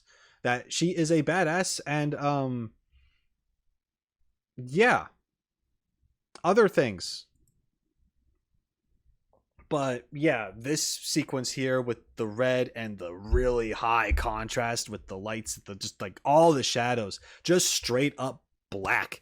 It is so cool. And then you have like this staticky old like glitch effect throughout the whole thing, and it just carries through like the entirety of this. But the background looks like it's painted. It is so sick, and it's a great way to show a flashback of sorts of like how things ended up the way they are, with her just wrecking shop, her just completely destroying these thugs, and then it leading to, hold on, let me go back to here. I love this too. This is probably my second or third favorite shot in this entire thing. Once again, with the red, having her there posed, this painterly background, the glitch effects everywhere, and then you have the very solid contrast, the dark darks and the lights, and just how thick and full, just, and like also just flat compared to, I'm not trying to make a joke, she's not, but this is, and just seeing that against her against that in the background is so freaking cool. It looks so cool. This is one of the coolest shots, if not the coolest, in this thing, in my opinion, of course. But anyway, yeah, it leads to her getting captured, and then we're back, right? Like, or her memory comes back, and she's like, "Oh, it's you." you who had wrecked us. And she's like, shut your mouth, have an apple that I seductively bit into just moments ago. And more subtle threats. And yeah, it's what a good time. Okay.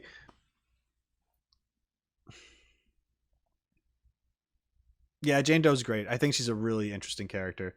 Obviously, I don't know what her story entails in the game, if it's any good or what, or if she has any relevance later on. But I think she's a really, really interesting character at the very least. I feel like she's someone who probably has a lot of layers to them because of how mysterious they are. And I hope that's the case. And she's not just mysterious for the sake of being mysterious. I hope you are able to actually find out more about her and to why she is this way. At the same time, I could understand if they don't do that because of reasons with who she is and what she does and all that stuff. Like, it could be super secret. Anyway, this was awesome. Yep, that's the side that I lean on. I enjoyed it. I think Jane Doe is great, to put it lightly. Now we have Caesar's character demo. Tortoise.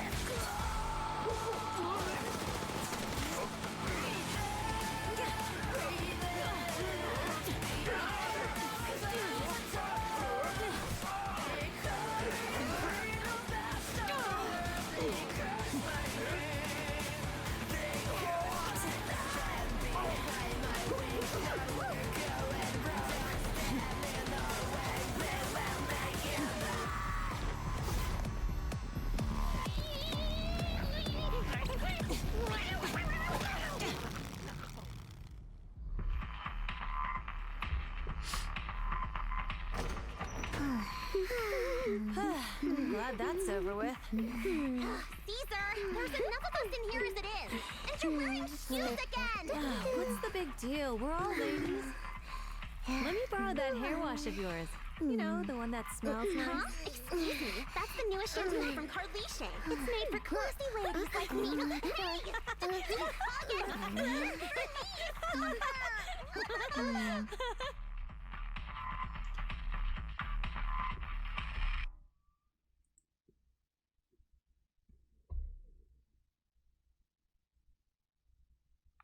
This has been going in places where, like, I felt like I knew going into this, as I said, not just in the obvious, like, jiggle physics direction, which is what I thought it was just going to be. Yeah, anyway, so let's talk about this. So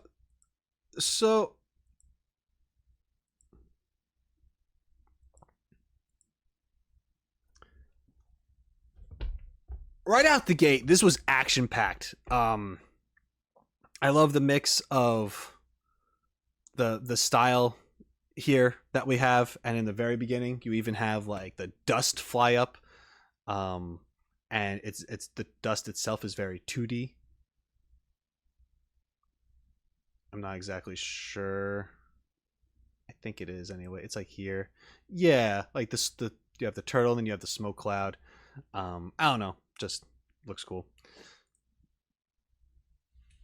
And then Caesar is just kicking ass on the back of a motorcycle.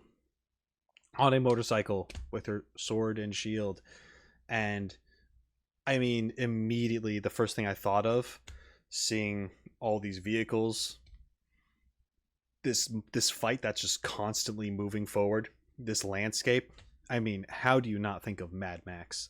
It's very, very Mad Max inspired, I think. With these kind of like these enemies and what they're doing, like even like just something like this crazy shot that they have here of this guy raging out, like I'm like Mad Max. It just, I mean, just makes me think of that. Also like Borderlands, because Borderlands always had that kind of feel too.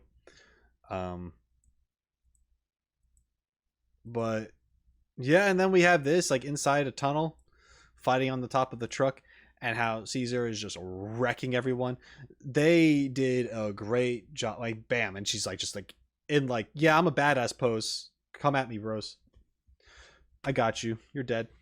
Just incredible. Like they just do an amazing job at just showing how awesome she is. It's very fast paced. It's crazy. People are getting wrecked left and right. There's a lot of the fluid motion that I say that I like so much. There's this moment of what this over here. Hold on, let me see this scene. This is crazy. Boom.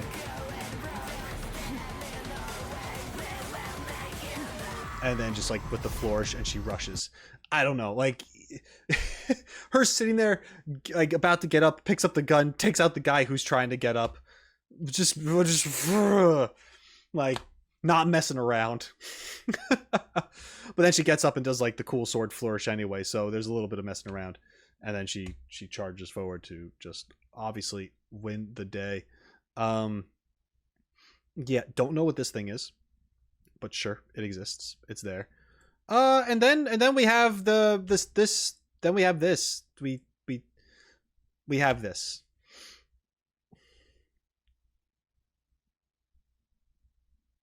I don't know what to say about this, but it's here. No, okay, I will say something about this. Obviously, this is here for a very, very specific reason, because it's you know, it's a shower scene. It's very obvious what they did with the Jane Doe thing, and like the noises and the licking of the apple and all that stuff. Sex sells. It's just what it is. And they're trying to push that as much as possible with these games, because although this has a different rating compared to Genshin, they're able to get away with a little more and insinuate things and stuff. But now you have this scene of them in the shower, but without that obvious message being hit in our face, like why this is here at all, it does show you a different side to Caesar and these characters in general, because you had this moment of them, well, not just a moment, the entirety of the trailer in the beginning was them just being complete badasses, wrecking shop, just these warriors on the road, absolute devastation, right? Just complete annihilating of their enemies, just being really cool while they're doing it. And then you get this where it's just the other side of the coin.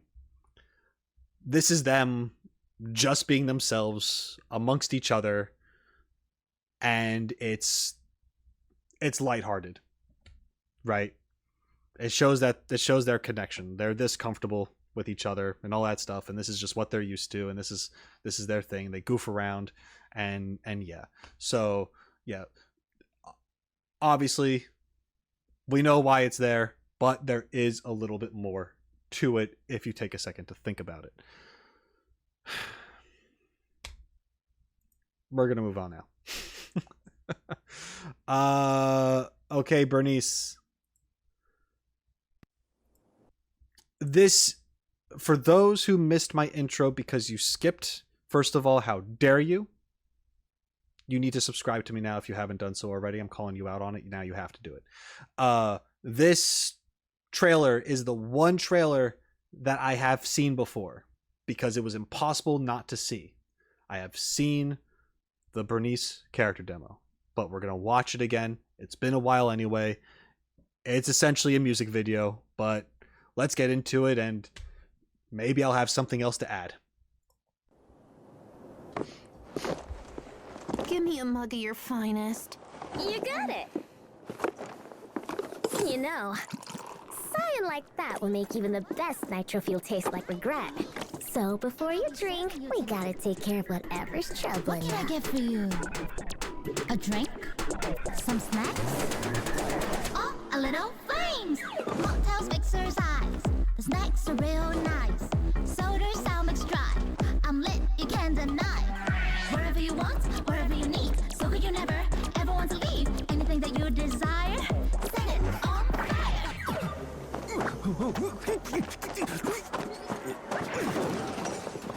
Huh?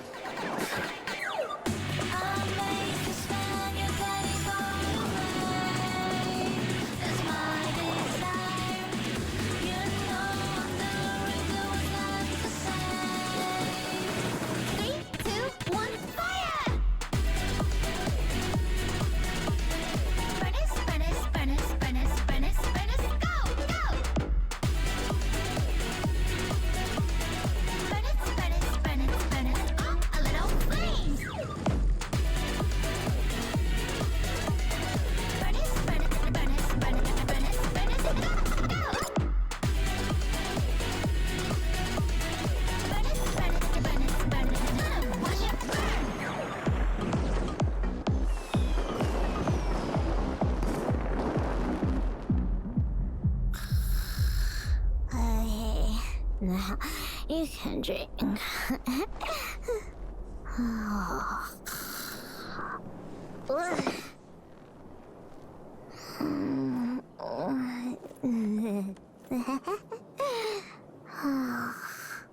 Burnice passed out on the counter again? Bet she was up all night chatting with her friends again. Where was that? Seriously?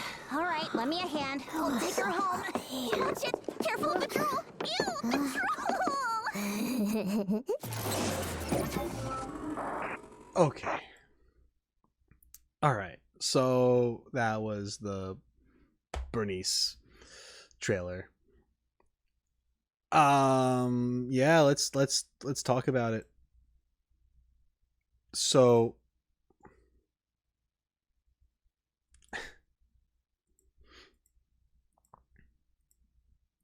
the things I want to talk about here. Let's see.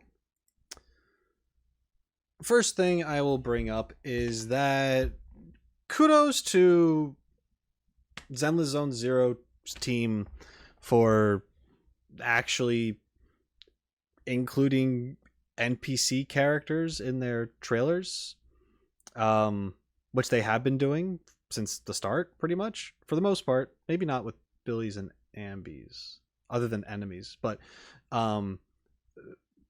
they pretty often include NPC characters, and when they do, they have personalities and good animation to them.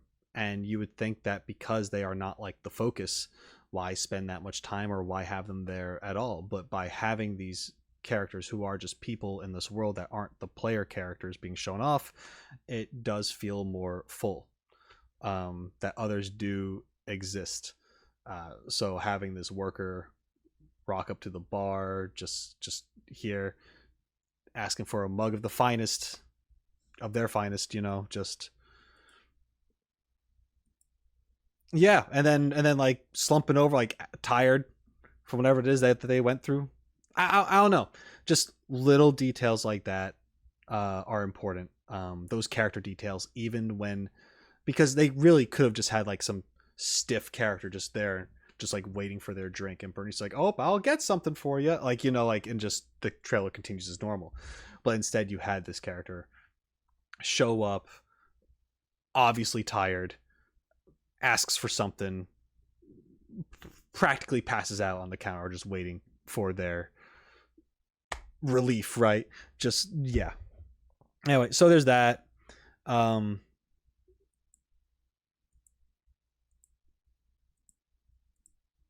Serves the drink and stuff. And the thing about this, not that it matters, is I am curious as to is this crazy party happening? Is this actually happening? Or is this all in her head? I feel like it's all in her head.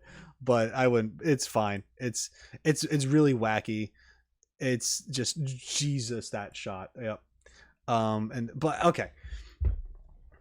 What it does here for Burnice is that it just shows how, what's the word I'm looking for? I don't know.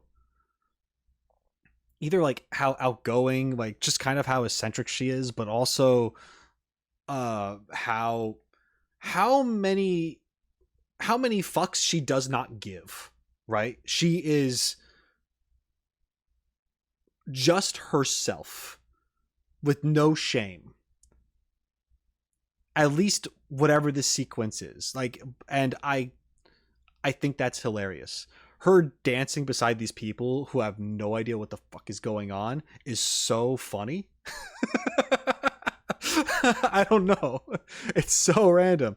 But then you have other shots like where she is like, you know, that she's partying with other people and stuff and just dancing outside like in this trailer park or whatever. I don't know. Just grooving with her friend. She's doing all this in heels. It's nuts.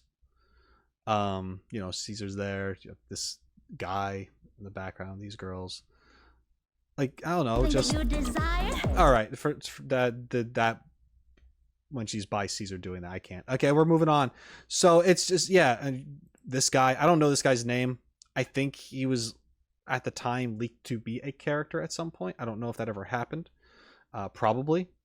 But I don't know anything about him. And he seems like he goofs up. Maybe he is supposed to be a goof, but then he, you know, when everyone looks back, he's like, yeah, I'm a cool guy again. So maybe that's his thing. Maybe he's just always trying to pass off as being cool, but he's really not. I'm not sure. That's just a guess. Then we get more fantastical with it. We get these stars. We have her in the diner. She's here watching all these people and scenes of just horrible stuff happening and people mistreating each other, and then it's a dance party and everyone's invited and it's freaking funny. It's the monsters dancing. Why not have the monster dance? The enemy strikes a move, like, I don't know. It's really, that's the move we're talking about. It's really goofy, but I don't know. I guess I'm okay with it. Obviously I'm okay with it. I don't know. I'm trying to, what am I trying to do?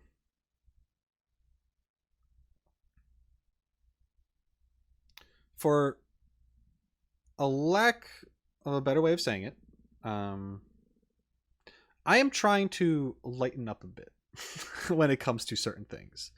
Because although I do want to continue giving criticisms, which I will do, I will always do, I realize some things aren't supposed to be deep. And I'm someone who always looks for the deeper meaning in things. And I'm sure there could be one, but like, you know, this is an example of a character who is just here for fun. And perhaps there is more to them. And if there is, incredible. That's great. Don't know what that is, but I wouldn't be mad at it. Yeah. Probably the best thing that out of this entire video, just the dog rocking out with the monster dog, and it's great. I love it so much. Yeah, okay, so that is the Burnice character demo. I don't really have much to say other than that. Was there anything super crazy important character revealing in this one like there have been in more of the previous ones? I don't think so. It's hard to tell what actually happened and what has not happened. I can tell you that she works late. She's still working. It's next day. Maybe she did party all night. It could, like, some of that stuff could have definitely happened. Maybe it got over exaggerated in her mind. Is she stable? I don't know. Seems that way, but she's also very happy. She could be on drugs. I don't know, but she parties hard, I guess, and or works hard at the same time. And yeah, it was a Burnice special for the broken hearted. It just that title alone and the feeling that we got in the beginning with that the NPC character approaching having a rough time. She is a character who wants others to be happy. This trailer was her just having a good time around people who were just being like whatever, not having a good time, fighting with each other, and them all slowly turning into the let's just freaking party mode, like whatever. So yeah, there you go. There's the deeper meaning. She cares about your mental state and well-being and just wants you to have fun. God damn it, because life's too short. There you go. Now we're gonna move on. Yeah, I take it back. I'm still gonna analyze the fuck out of everything. You can't stop me. Anyway, we have Tsukishiro Yanagi. All right. 99 plus is 2 dues. Oh, 99 plus 2 dues. That's not pluses. That's not how you say that. Wrong. Okay. This month's financial statement. Looks good. Phew, done. Now all I need is the chief's signature. Come to think of it, it's been a while since I've had a red bean bun. Wait, today's training day. I need to get this document to the chief before she leaves. She's still here. I want burgers! That'll be for dinner. Here, you can have this for now. Later we can... Wait, what? Where's Chief? Chief?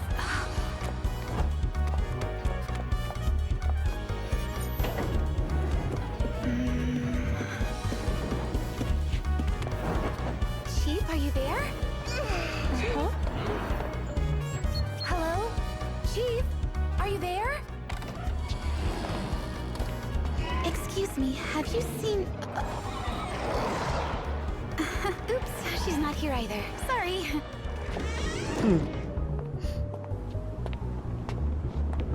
Chief? Chief? Are you there? I'm not really in the mood to deal with you right now, but you're asking for it.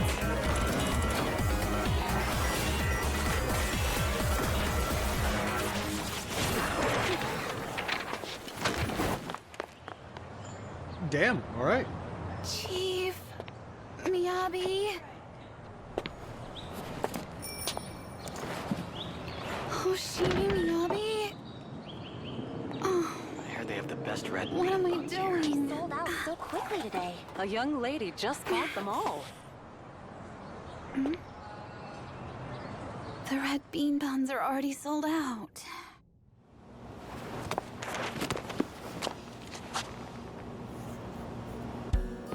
Oh, you're back. Red bean buns. I remember you liked them. Nagi, look! Chief got a ton of red bean buns! Tsukishiro, I went ahead and finished these for you.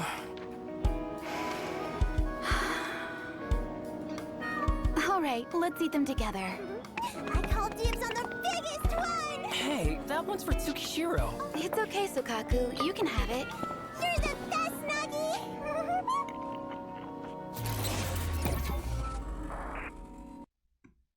Okay. Yanagi. All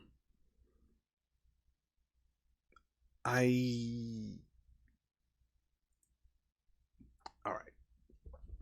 So if I'm remembering correctly, from the character teasers, Yanagi, I think, had a pretty intense, depressing trailer. If it's the same character I'm thinking about, she's the same one that has like the Oni situation going on within her now, right?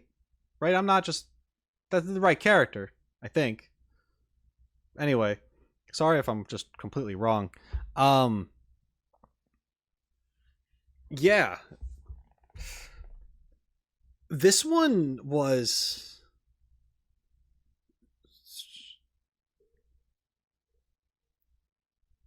I'm having trouble finding my words today. My apologies, guys.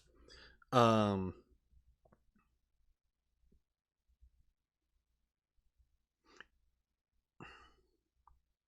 want to say slice of life, but that's not, I don't think that's the right way to put it, because the majority of these have been slice of life, like just showing these characters' perspectives, like and dealing with just things that happen to them potentially on a daily or close enough to it. But this one definitely focuses on a task that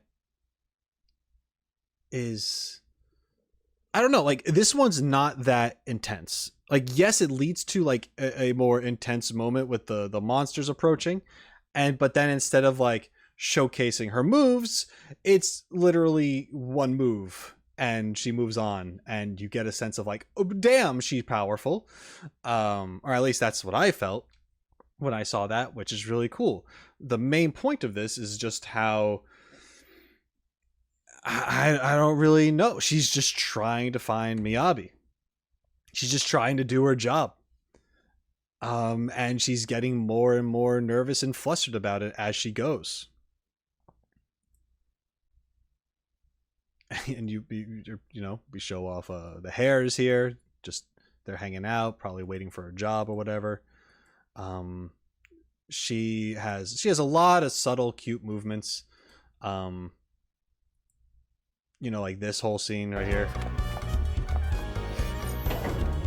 Yeah, just runs past the eye scanner, does like the quick like stop, goes back, leans in, goes back in front of the door, stands up straight. Like just like these little mannerisms. They did a really good job here showcasing just like these subtle movements that she makes to really portray her mannerisms, just how professional she tries to be, but also she's like in a hurry. And just things like that. And then she has this connection with the Oni girl. I want burgers. Okay, well, all right. I didn't see that the first time. All right, and then she gives her that there. Okay, so I mean, it was still wholesome. She can't help what she has, and then she gives her the apple that Jane Doe probably licked. Anyway, it doesn't matter. It's fine. She's cool. Okay, I like her. And I'm not saying that just because she's a badass with pink hair. Maybe I am. Shut up. You can't tell me what I'm thinking. But, and then, oh my God, this. She comes back, sees her boss back, the red bean buns, which were sold out. Yeah, I like the dynamic with the team. I like the team in general.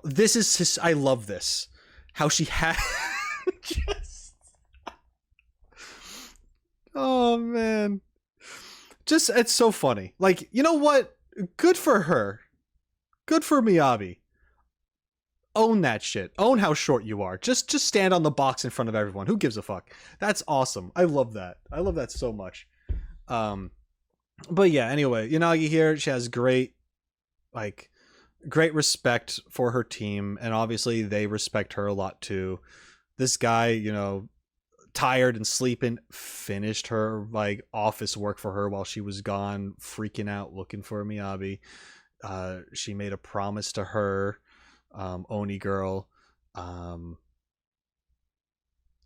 to like get food or something she said like that. But Miyabi, I don't know, like you can tell that this is a team that might not just outright say it to each other, but through their actions, they show that they have each other's backs, that they care.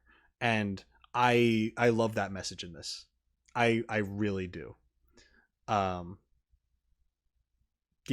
Okay, we're gonna move on. That's what I got. I mean, beautiful animation. I like that it felt slower. And we got to see the character really just how they are in this particular situation. As much as I love the action scenes and how fluid those tend to be, sometimes I like when things slow down or are quieter so you can see the subtle things that the characters do. We didn't have to have the lip licking in the beginning, but once again, we already talked about why they do things like that. It's fine. Yanagi's cool. I like her a lot. We're moving on. All right. Lighter. Okay, this is that guy that was trying to be cool and stuff, but I don't know. We'll find out if he is.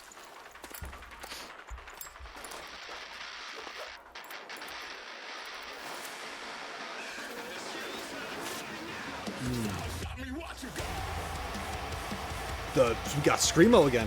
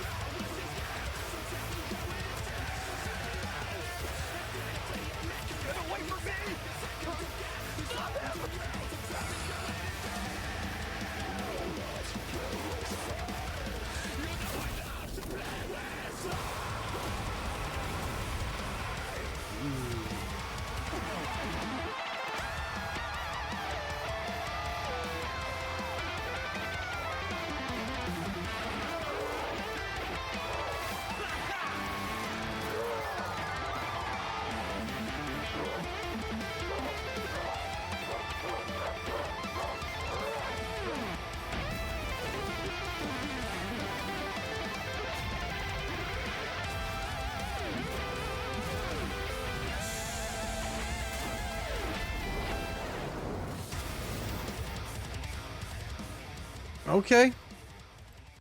So there wasn't a lot to this other than, yeah, he's cool, I guess. Or at least his abilities are. This intro with him just, oh my god, like his scarf, the dark silhouettes and the gray background and like the speed lines and the smear and just how fast he's moving, the flaming scarf being the thing that really pops as he's darting around moving. For the most part during this, dodging and just trying to get through the enemies. There's a lot of situations in this trailer where I'm thinking like, oh, this is a character that either probably gameplay wise you would think gets benefits from dodging and or parrying. I mean, I know that's just it's part of the game. It's the mechanics within the game and stuff.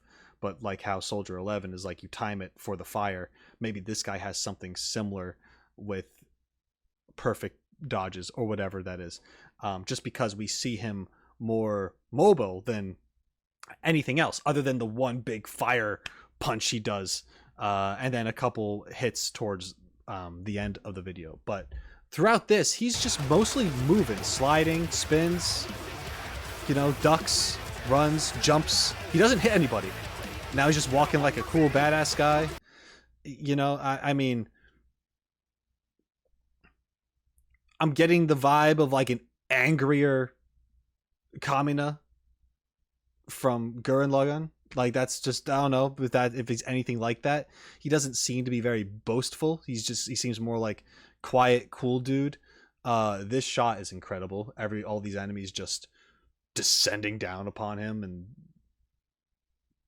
him there with the light on him and the scarf just popping out against the blue. Like some good color theory stuff going on here. Yeah. I don't know. Yeah, he seems pretty sick. I also liked, and then when he's using his abilities and stuff, like it goes back into this silhouette form. Well, not like a little further back, like here and here. Yeah.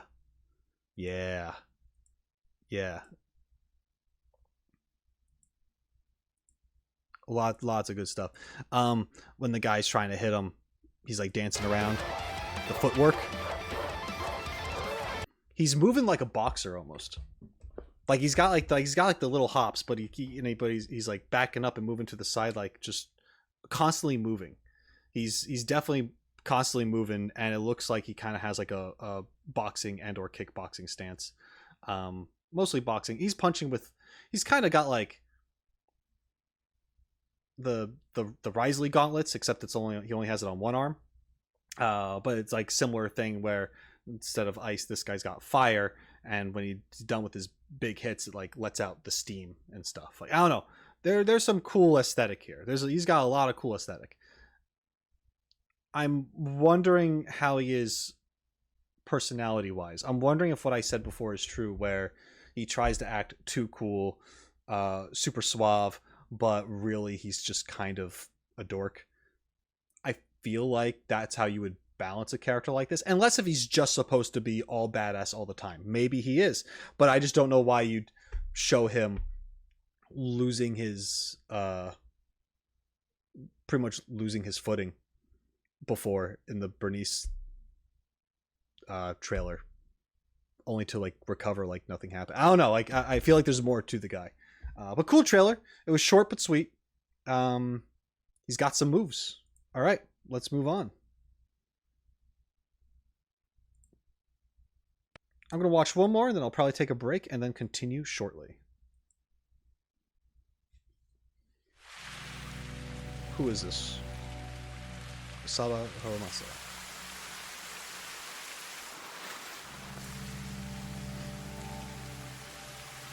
No.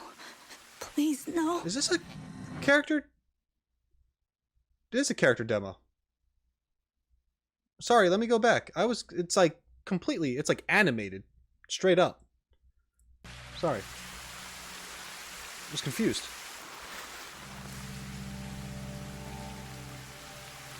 No. Please, no.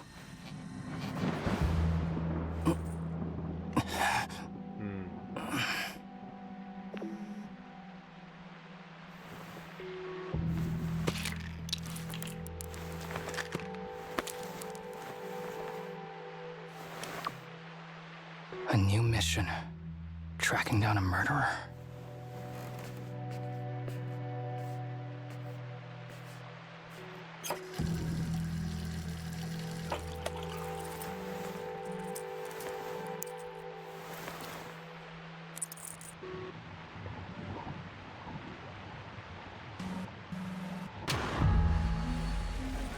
Oh, fuck. Is it usually so crowded at this time of day?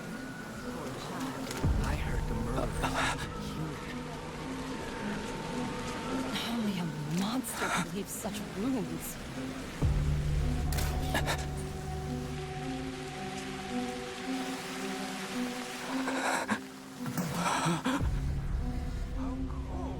Mommy, what's that?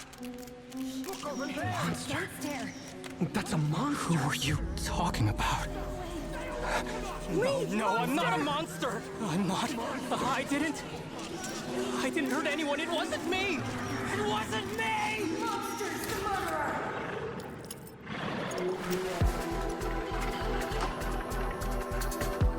Oh.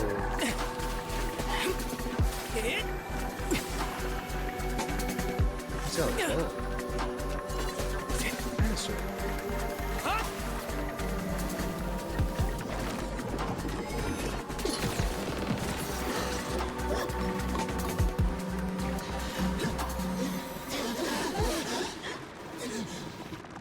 I did it to become an ethereal. It wasn't me. It wasn't.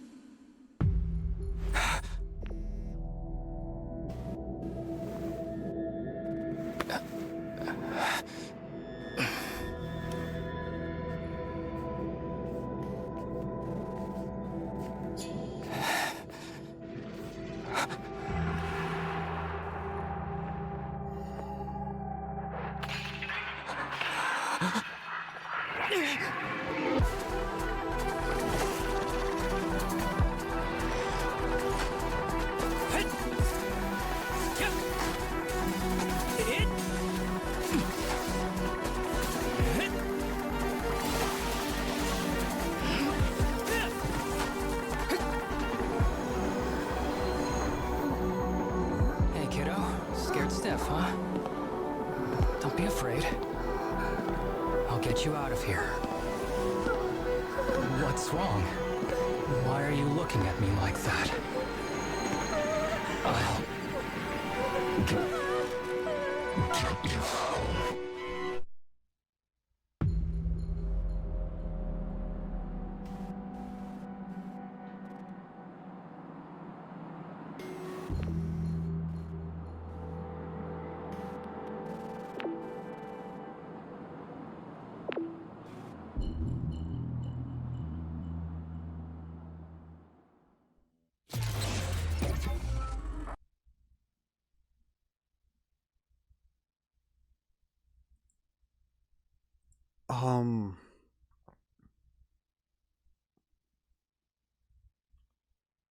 So I just watched an animated short film, straight up.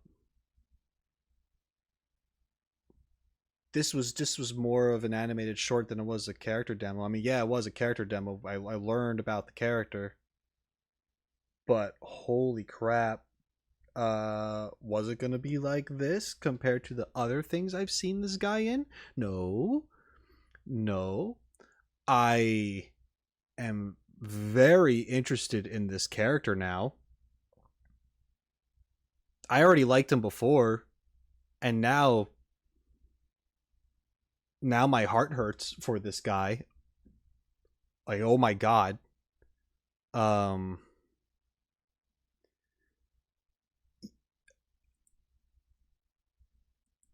It's crazy.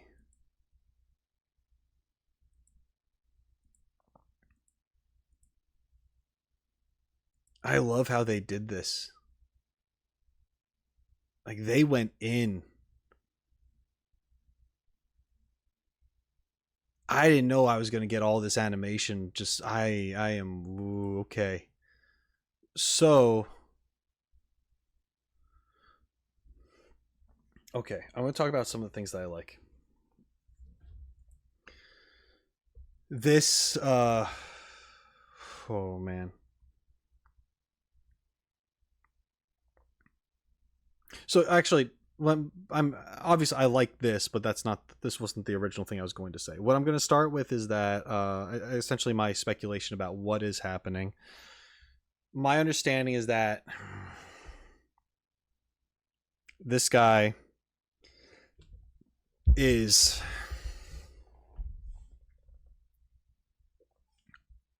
tormented, right? He's been through some traumatic experience. Either he thinks he is a monster or he really is one. He could be having a Jekyll and Hyde thing going on where sometimes he is, sometimes he isn't. Maybe it's all in his head.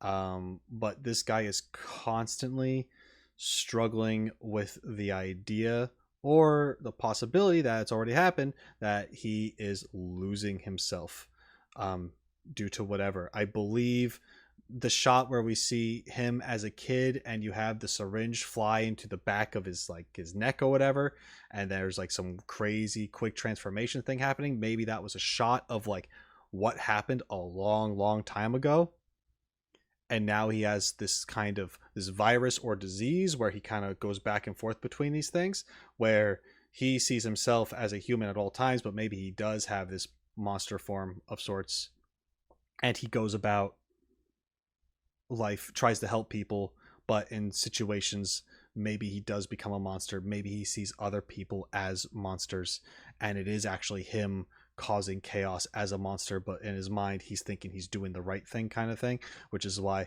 he went to save this kid and he was fighting other monsters. Were those other monsters just people? Could have been. Maybe they were just people. Either way, the kid's afraid of him because what the kid sees is supposedly the reality within that moment of him being an actual monster. It's treated here like it's a bad dream. This guy's got a shit ton of sleeping pills, I imagine. Maybe it's some other kind of medicine. But because this guy is always tired in the office, Jesus Christ, it's because he's not even getting sleep at night because he's out doing crazy shit. And he comes back and he's just like freaking, oh my God. Yeah, it's making sense. Yeah, this guy just has trouble sleeping one way or the other. He does not sleep well, whether it's dreams or visions or an actual reality of sorts. He does not sleep well. And moving into other details that I liked about this, in the beginning here, he's trying to grab his phone. He's got pills over the desk. He knocks things over. The cap, things fall. You get something for the people that like. He's a good looking dude. All right. So anyway, yeah, he makes a mess. Puts on this collar. And then he looks in the mirror and he sees this craziness. Now, what's great, other than everything else in this, the next time he wakes up in bed going, "It wasn't me, it wasn't me," he has the collar on. So it's not like, "Oh, I was dreaming that. Ha ha ha ha." Or maybe he was. But it's like, no, they specifically showed him wake up and put the collar on, right? Then everything else happened. Now we're back here. He wakes up. He's got the collar on already. And on top of that, his phone goes off. And look, the cap with the medicine is no longer there. Probably because it's on the floor still. I'm just saying, like, I just, and didn't they show it a third time? I can't remember. Did they go into it a third time? Maybe they did, maybe they didn't. Oh yeah, and then he's not even here this time. Now he's not even here. His phone was left behind. There's no more picture. What the hell? Wasn't there a picture before? Hold on. Did we get to see it? No, we didn't get to see that file. Hold on. I'm looking. Alright, we see it there. Yeah, it zooms up a little. Yeah, you have a photo. There's a photo there at that point, and then there isn't later. Yeah, I mean,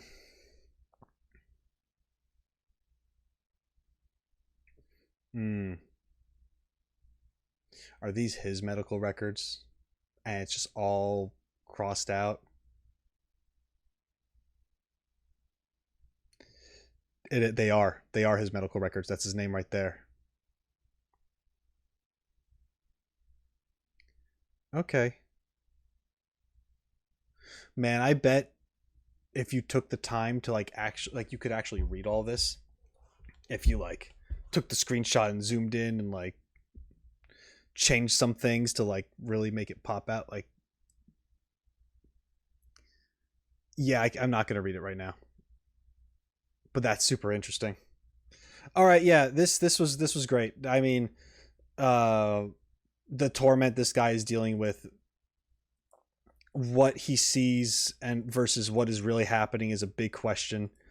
He is going through it. The message at the end on his phone, "Happy birthday, congrats on making it this far." Oh my god, that's just who is that message even from? It feels like that's just a message from whoever possibly did this to him, as in taunting in some way.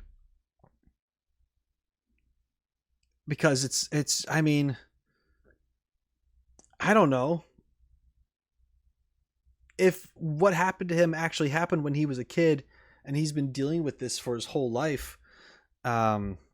This weird Jekyll and Hyde and or almost werewolf situation, this crazy transformation possibly happening, or whatever that is.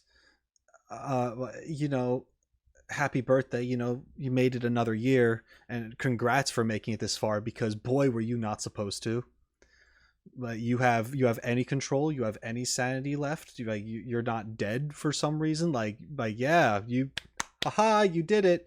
Your mind's probably broken, but hey, you're here.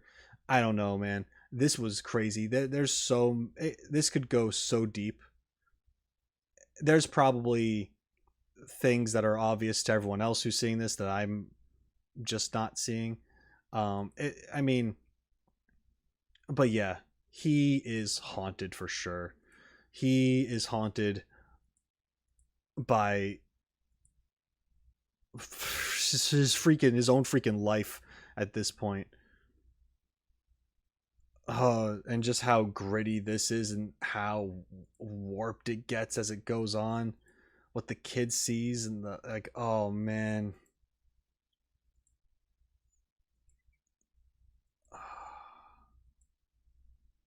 I'm wondering if he actually transformed there on the spot or if he was already this the entire time. It's versus like what the kid sees versus what he sees, you know, that whole thing. I already talked about that. I'm just repeating myself at this point. This was awesome. I know they were including some anime, like some 2D stuff here and there, with like the Jane Doe apple and you know, some like particle effect stuff that's 2D versus everything else that's not. But this one, like 80-90% of it is animated, and then you have some gameplay stuff in it. I don't know, it not what I was expecting. Blew my mind. This was a film in of its own, and huge respect for it. I love this character. I don't know if it's because I saw it in this way or what it is, but I already liked them without knowing anything about them. And now I feel something for them. Way to go to make me feel for this guy in like 3 minutes or so. Closer to 4 minutes. Doesn't matter. The point is, good stuff. Okay. Now, with that said, I'm going to take a quick break, but I'm coming right back to continue the rest of these character trailers. See you in a second. Hello, I'm back, and now we are continuing with Miyabi's character demo.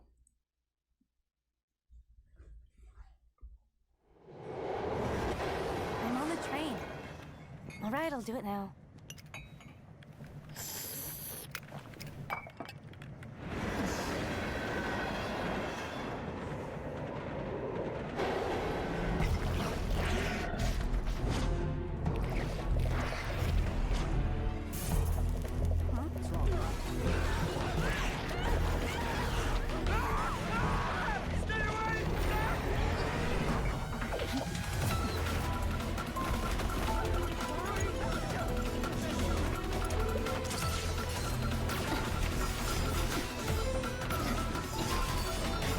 Oh my god.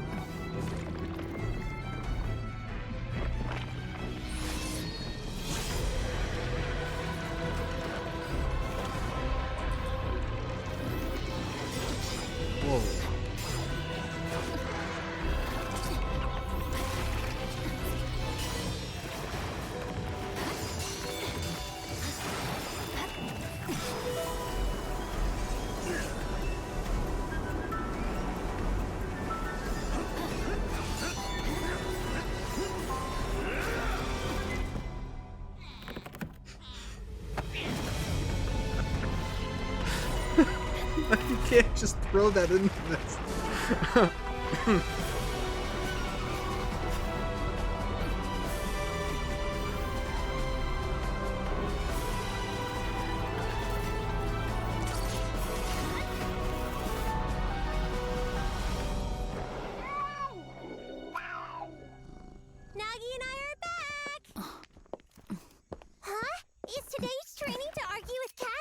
Communicating with wild beasts is an important part of training.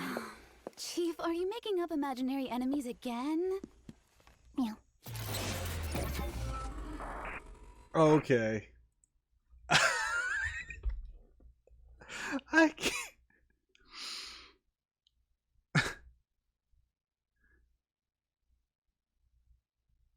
I don't. That was so incredibly badass, and then you have the cat thing, and I can't. I don't. That was so good, and oh my god, that. Okay, first, let's start from the beginning here. Okay, Miyabi, drinking her drink on the train. Everything's fine, normal. You know, then it's not, because you got the monsters. They're showing up. They're causing problems. It's spooky. It's scary. And she wrecks shop. We have one of those, and then, oh my god, we have one of those scenes where it's like the side view of her running through the train, but it's not just a static image because the train's moving and it's like all over the place. But you still see her through the windows, like darting through, like wrecking everything. And it's such a good shot. And then it leads into, well, it's not even through the windows. We just see a side view, right? It's just a side of everything. Hold on. Yeah, okay, so it's not through the windows. It's like as if you cut the tray in half and you saw just through it. Anyway, but you get my point. It's crazy. It's crazy looking. It looks so good. And then you have the first person perspective, her sword lighting up. This crazy move where she essentially cuts the train in half, might as well have. And then they're all gone. They're just dead. Well, they, you know, coalesce into something, and then it leads into other scenes. I feel like a lot of this is potentially in her mind, like just, or thinking back to all sorts of encounters that she's had.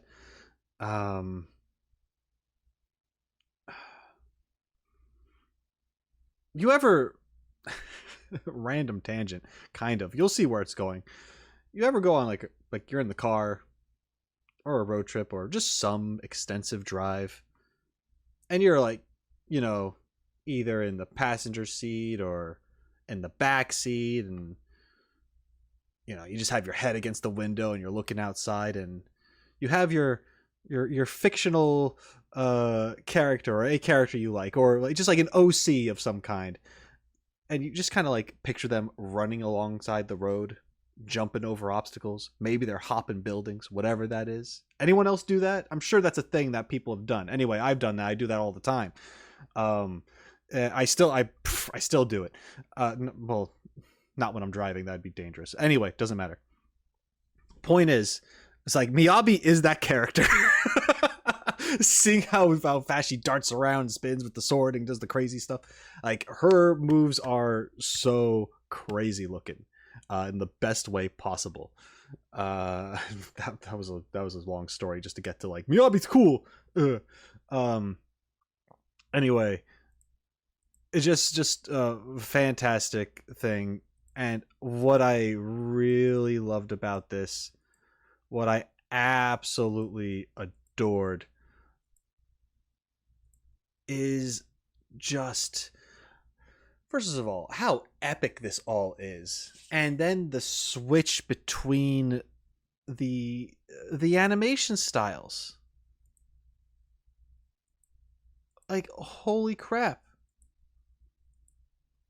You got your impact frames. We're dealing with the silhouettes and the like whatever. Everything else is everything's like grayed out, but the characters are popping in color. And then we go to here, where it's like just insane. It's an ink drawing now, and they're going crazy. I feel like we've seen this style plenty of times in like Honkai Star Rail character stuff, but we're getting it here, and it's continuing the fight, but the scenery is different. But it's the red versus the cyan, and it's so, I love how rough it looks, but not in a bad way. It's just that ink style, and you can obviously see everything that is happening here. It's a controlled chaos, and I absolutely love it so much.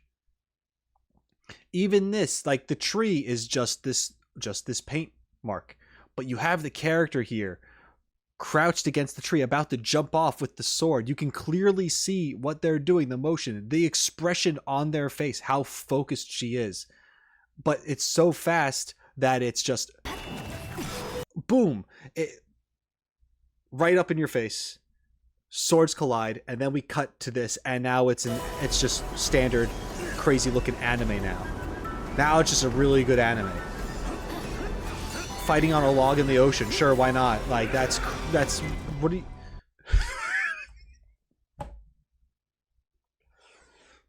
the most epic fight of all. Cat.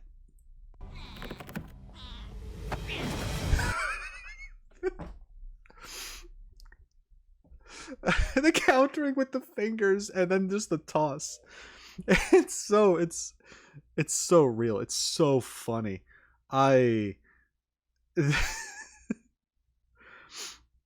Okay. So here's something. I want to talk about a huge complaint that I have and how creators mess it up. There's a trope that, at least in anime, that a lot of animes completely butcher. It's a bad trope, in my opinion. It's just bad. It's not good. It's not funny. Maybe it's a hot take. It's whatever it is. But when you have a combat scene or a very dramatic scene, something really intense, and then in the middle of it, they throw in comedy. Just to break it up, I guess. But no, I'm fighting you and you killed my family and then it's gonna be like, oh, funny character trips over and their boobs fall out. It's like, ha ha ha. Why? We were just doing a revenge story, and then we have this idiot character over here just do something dumb. And it pulls our attention out of the moment. So it's like, stuff like that. Like, I don't know. Like, there's a lot of shows that do that kind of thing, and I absolutely can't stand it. I hate it, especially when it's not just comedy, but more of the fan service comedy, because it's just like, remember, there are tits in this show, and it's like, okay, good. But what they did here, and for example, if no one can think of, hold on, before I continue, I'm gonna throw some names under, or at least a show under the bus. Let's see, what is it? Oh yeah, they did that all the time. For example, in Fire Force, show has a great first opening. It's amazing, but the show itself is absolute trash because they ruin their climactic moments with like a character with their clothes falling off, and you're just like, why?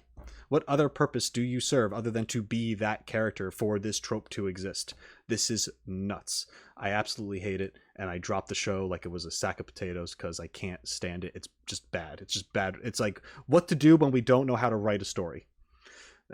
Anyway, there's other shows that do the same thing too. But that's the one that came to mind immediately.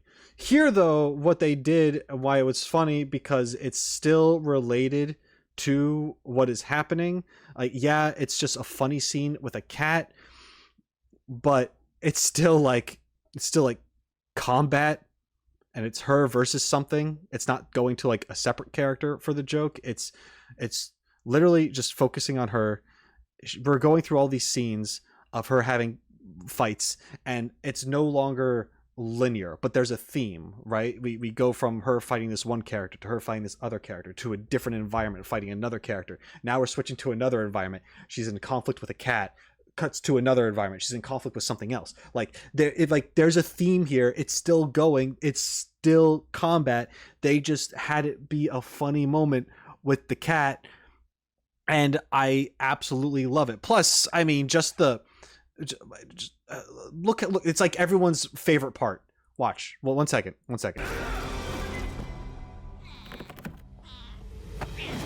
Right. So, and they just executed it perfectly, because the epic swelling music at that point literally just fades into, you're just going to get the atmosphere of the room. You're just going to hear the room. You're going to hear all the awesome sound effects for like the tapping on the desk and the pushing and the thud of the cat on the desk. Like, it's so masterfully done right there. And that's why it's the most replayed part. Because it breaks that tension while keeping the theme, and then it kicks right back into it. And you find out as you go through that, like, yeah, this is just essentially a montage of her experiences. And it's just so freaking cool. Like, and then also another thing that it does is that it ties back to this moment with the cat, right? Where it like, where it's like, now this is current day. You know, we're caught up. This is currently happening. And the scene continues from here. So it's not like it was just random for the sake of being random. It actually continues telling the story where the other characters come in and we pick up from this spot. I don't know what else I could say. I don't know what more I could say about this. I really like Miyabi. She's really freaking cool. She's a character who seems like she knows who she is, going back to the Yanagi thing. Like, you know, she's just small little badass on a box, doesn't give a fuck. She's cool. She knows that she's a professional. Thinking back to her teaser, she's just like, we need to get this crazy thing done. I am capable of doing it. She has the confidence to do so. She relies on her team. She respects her team. Like, but as far as her expressing herself, she's doing a lot of it without doing it. You know, her messing around with this cat, the way she has done things for her teammates, or has talked with them. She seems pretty, like, very focused, not very expressive, but it's her actions that speak louder than her words. And I mean, she's a very, at least from what I've seen, I haven't seen much of her in the game,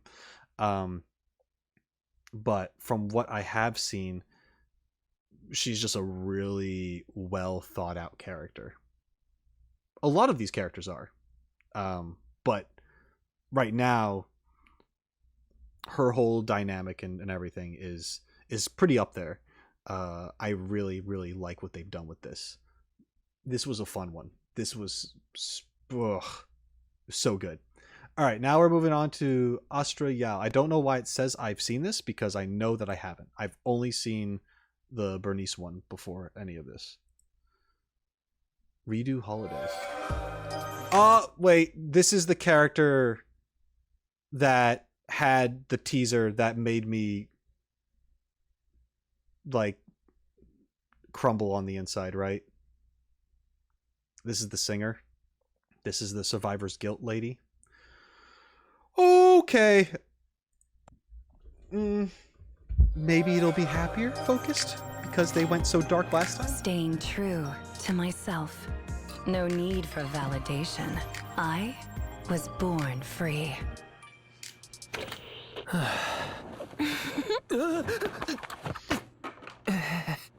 Can I help you with something? Let me borrow you for a day. Come with me. La la la. Bring your camera. Coming.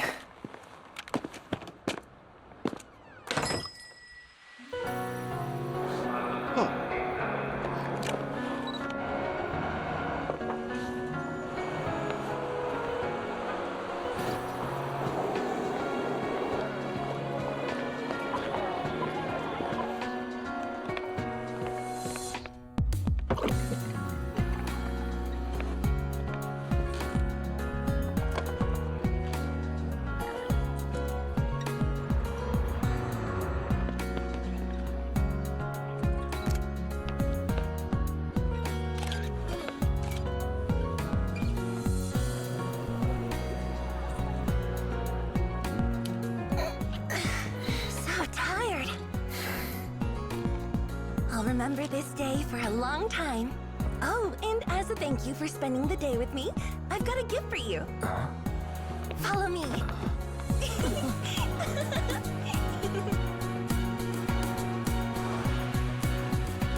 Your hat. So about that gift. It's right in front of you. 绽放吧，像是斑斓的繁华，在最喧闹的初夏。却一算等待它遗落下，回忆都依然在这霓虹灯之下，绚烂融化都只在一刹那。放下吧，怀里装满的魔法，找到最真实的他。我陪自己聆听蝉鸣的夏，未来从此迷雾之中从不作答。寻找吧，命运交织的火花，在心念之上涂鸦。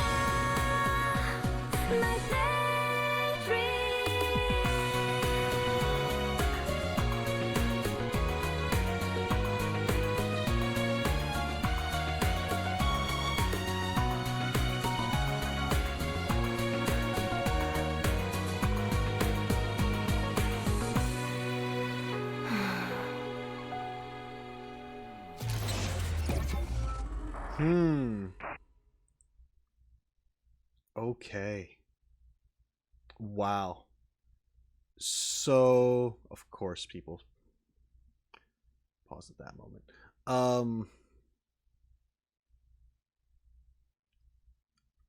I mean, okay.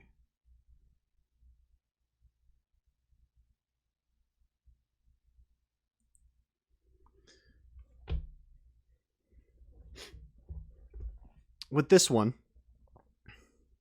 I liked it a lot. I thought this was really good. Very different feel compared to her teaser, which I'm actually thankful for. I mean, don't get it twisted. Her teaser was by far one of the best ones. One of the most heartbreaking things that I've seen a gacha game company produce. It was crazy. But yeah, this is interesting to me because, all right, I can't help but feel that this probably had a vocal percentage of the gacha space who plays Zenless Zone Zero losing their minds over this, because you have a character actually looking very flirtatious and or romantically involved with one of the protagonists. I can see people absolutely hating that and getting butthurt over something as silly as that. In my opinion, that doesn't matter. What actually bothers me in these kinds of things is when it's, which is the case, what they're probably doing. I mean, I don't know, but like, I wouldn't care if like the main character, especially since the main characters of Zenless Zone Zero very much have their own personalities, brother and sister, like they're whatever. If I wouldn't care if they did actually have relationships with other characters, right? I don't think that'd be a problem.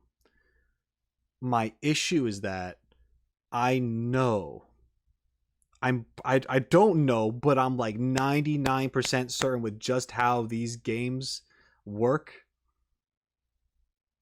what their mindset is. No, they're not actually going to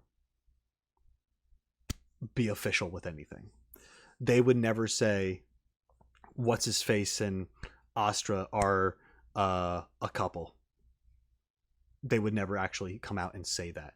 They will insinuate things like this, but hey, they will do the same with future characters, because it's like you play as this person. This is like, I don't know. It's just, it's a weird move where they try to put yourself in their shoes, and it's like you with the character, I guess. But some people are very much against that and hate it because that ruins their ideas for ships, or the ships that they shouldn't have, or whatever that is. And it's a whole big mess. And I honestly couldn't give a fuck about it, because it really doesn't matter at the end of the day. They literally make these things just to make money, so you pull for the characters. That's just the realistic, unfortunate, like doom and gloom side of all this, that at the end of the day, the people running the show don't give a fuck. They just want your money, and that's just what that is. But that's not to say that there isn't love and passion put into the projects that are made for those greedy bastards. You know what I mean? Like, that's so, like, there's obviously a lot of care and attention to detail in these trailers and teasers that I watch and talk about. But some of the motives behind the scenes are not the best. And I think that's fairly obvious that people don't like talking about, but it is the case. No company is your friend, and they will never be your friend, and they don't want to be your friend. That's just what that is. I'm sorry. It hurts me too. But anyway, so yeah, I figured that there'd probably be a lot of drama around this over something as silly as that. But it does bother me because I know that they didn't actually say, like, yup, this is what this is. You could argue, like, oh no, but I don't even see it as as flirtatious or a relationship or anything like that. It's just a day spent together with another friend. And like, yeah, I totally believe that, like, you know, people of the opposite sex can hang out and just have a good time. And just have a day together. Like, that's fine. I've done that with people. And that's just what that is. However, obviously, that's not what's happening here. Because they make it very clear, like, you know, the chopsticks grabbing the same thing, like that's a trope. Like, you know, she's all dressed up a certain way. You know, she's looking like she's dressed up for the day out. Like she's nice, right? She's dressed up very nice for this. They do the shopping together. She's posing for him. He's taking the pictures and stuff. Like, she's like modeling for him, or he's helping with like the photography aspect of it. And then she performs a song and like gets up in his face and even blows the kiss and all that stuff. And it's very sweet. It's a very nice moment. It's really cool. It's beautifully done. But I don't think there's anyone. We're gonna go a little forward ahead because we don't need to see what's under her skirt. But there's just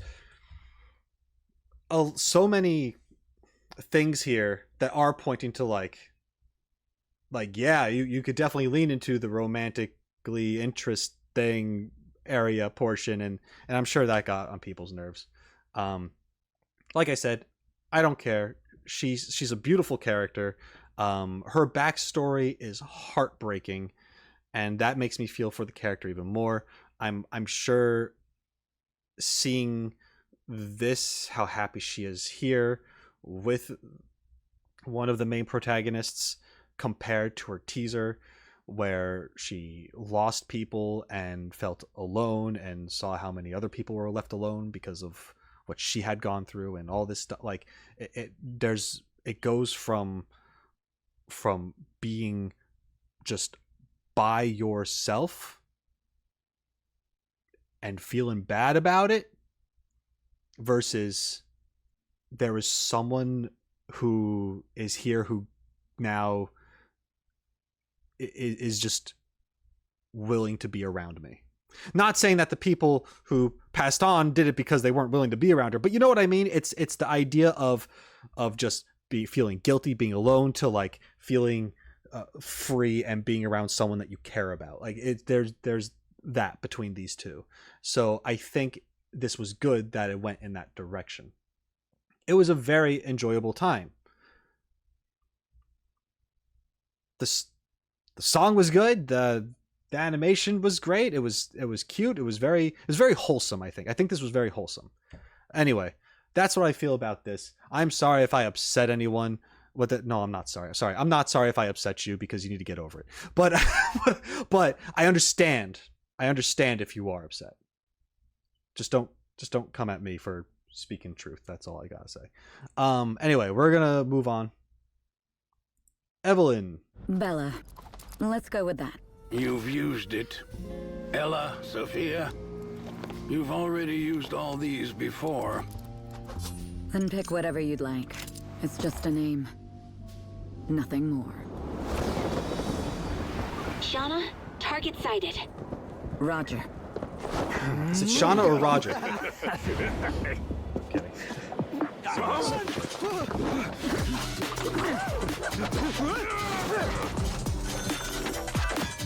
This place ain't easy. You got skill. Tell me, what's your... Ooh, go to... Glenn, new mission. Roger.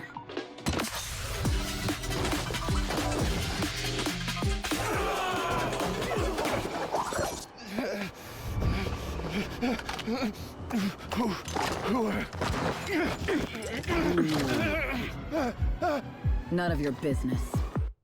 Oh, wow. New codename Flying Squirrel. We've got another job, Lily.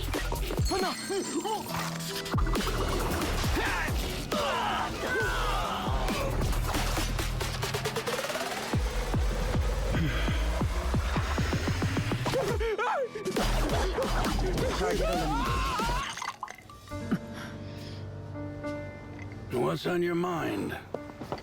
Forget it. This is the last one I'll give you. Just... you know. I know. Hang on. You really are cold as steel. After all these jobs together, at least say goodbye to me using your real name. All right, I get it. I'll use my real name for this one. No, burned again. You're back, Evelyn.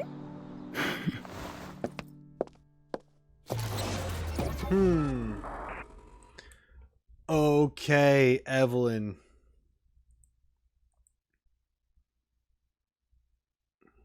Damn. Man, we...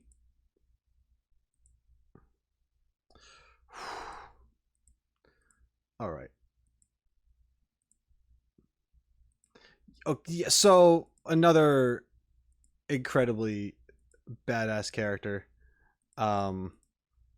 I really like how how she's an agent. And she goes between these different names. She's never using her real name. She's just, it's constantly changing, and because she's used every name under the sun, it starts getting ridiculous later on, like Flying Squirrel. It's compared to how serious everything else is in this, it seems, the code name changes were very funny to me. How, I mean, it's interesting and funny because it led to being funny, right? Shauna, and then it becomes Glenn. Okay, and then Flying Squirrel. Like, all right. We're really scratching the bottom of the barrel now, huh? Yeah, but I mean, once again, just another hot badass character. She seems very similar to almost like a grumpier Jane Doe, and not necessarily doing infiltration and interrogations, but just finding targets and eliminating them. I guess she's a bounty hunter, and she uses a whip-like blade thing. That's very, very cool. Has a great design. I love the purple eyes with the blonde hair.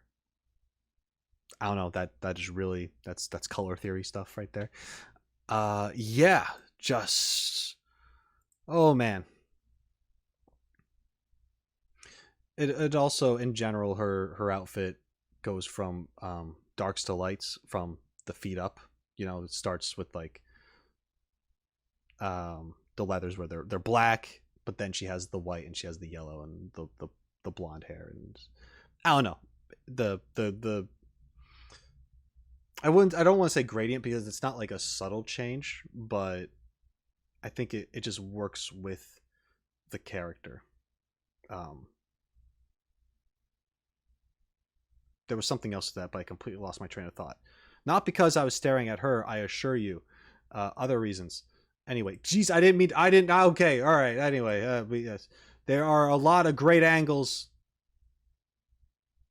and we're happy about it. At the end here, there's another character, a younger character. I imagine it's a younger sister or someone she looks out for, something like that. Don't know, but they know her real name. They call her Evelyn, and she likes that. That's very sweet.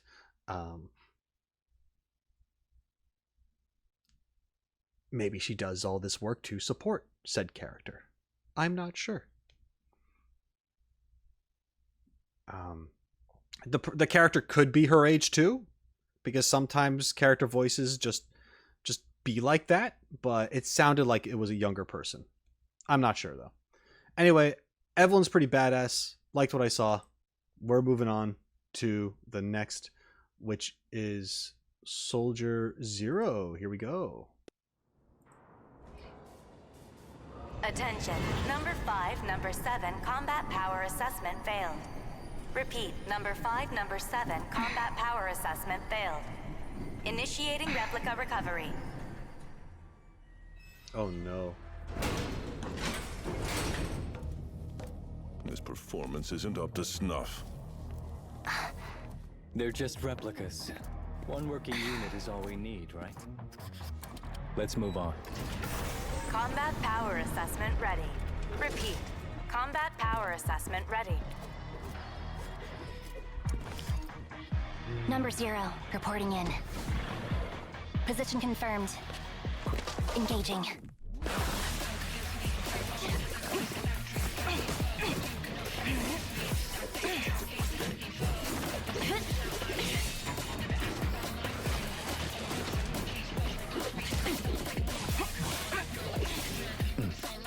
This one's showing promise.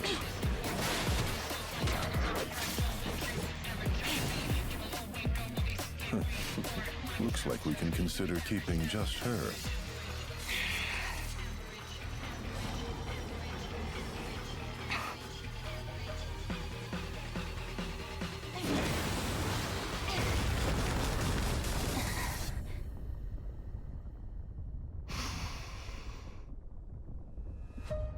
Seven seconds. In about 7 seconds, I'm going to fall into that highly etheric zone. Where the most aggressive ethereals are. Whenever possible, you should stay away from them. Me? I have no choice.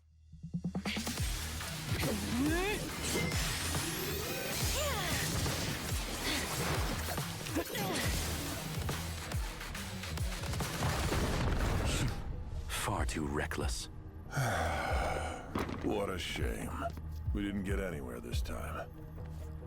Treat the remaining replicas. We're keeping Silver Squad for now. Anby, captain of Silver Squad. Mission accomplished. Hell yeah. Okay. I love that so much. Not only was this just insane action-packed with, once again, not that is what sells these to me, but the entire time it was extremely epic. You have this build where you see these other replicas, you see one damaged, at the very least. Soldier Zero goes on a mission and just wrecks shop, just cuts through all these enemies. They're monitoring her, being all schemy and stuff, just the clearly I'm an antagonist pose. And then this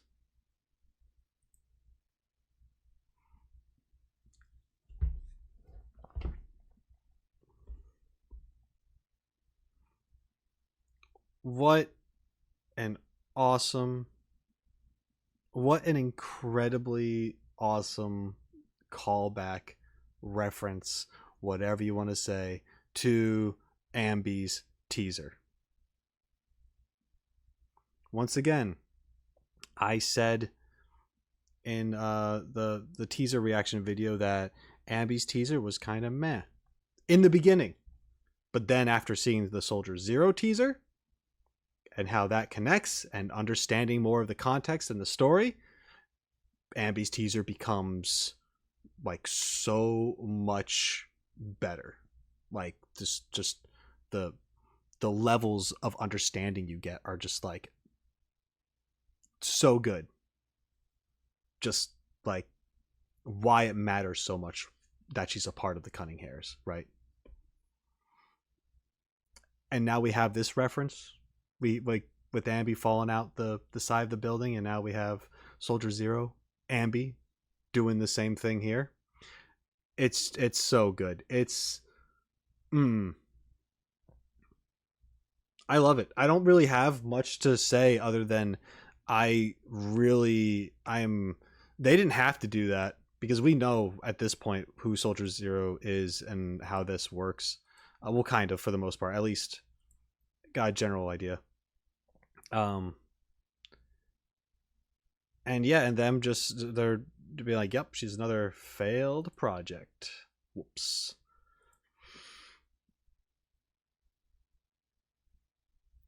But she's badass. Yeah. Yeah, Soldier Zero, Anby character demo, Candidate Zero. Yeah. Love that. It's so good. What a great choice. Anyway, that's all I'm gonna say about this. There's other things, but I believe I've talked about plenty of that stuff, like choreography and stuff. It's very fast paced when it needs to be. It slows down when it needs to be, and it's just brings things more so full circle. I love it. All right, moving on. We have Trigger character demo.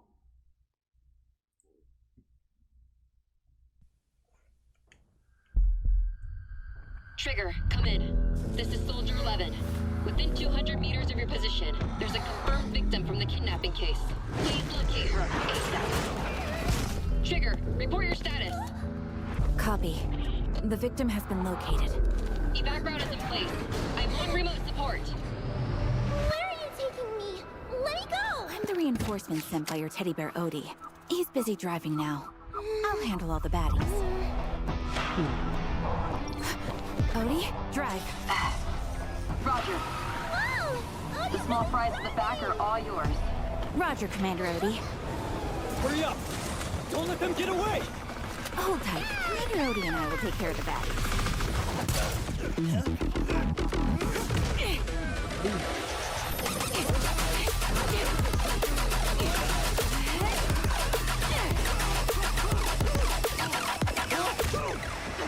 Oh, so many people dying.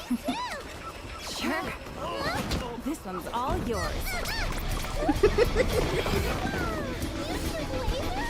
Oh, not from here. But from here, it can fire something really powerful.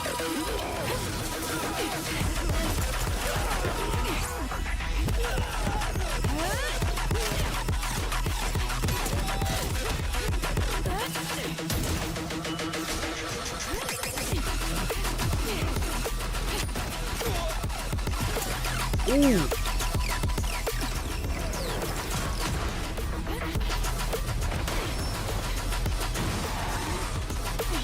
Relax.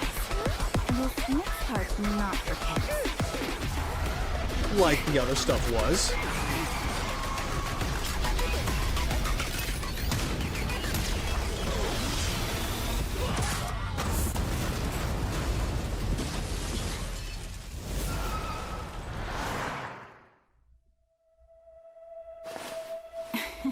Did my teddy bear turn into a person? This kind of magic doesn't last long. He's all back to normal now. That's okay. We made a promise. We'll always have each other's backs. I hope you find an Odie too! Mission accomplished. Let's head back and report.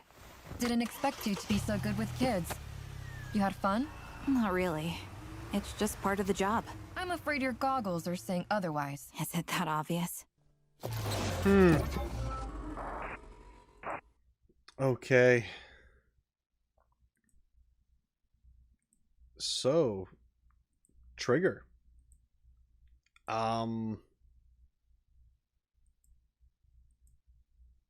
She is pretty badass. Okay. Yep, I was okay. Yep. All right. So, what I want to say about this is, man, were there a lot of people getting just completely schmurdered here, just absolutely wrecked. It probably serves them right. I don't know.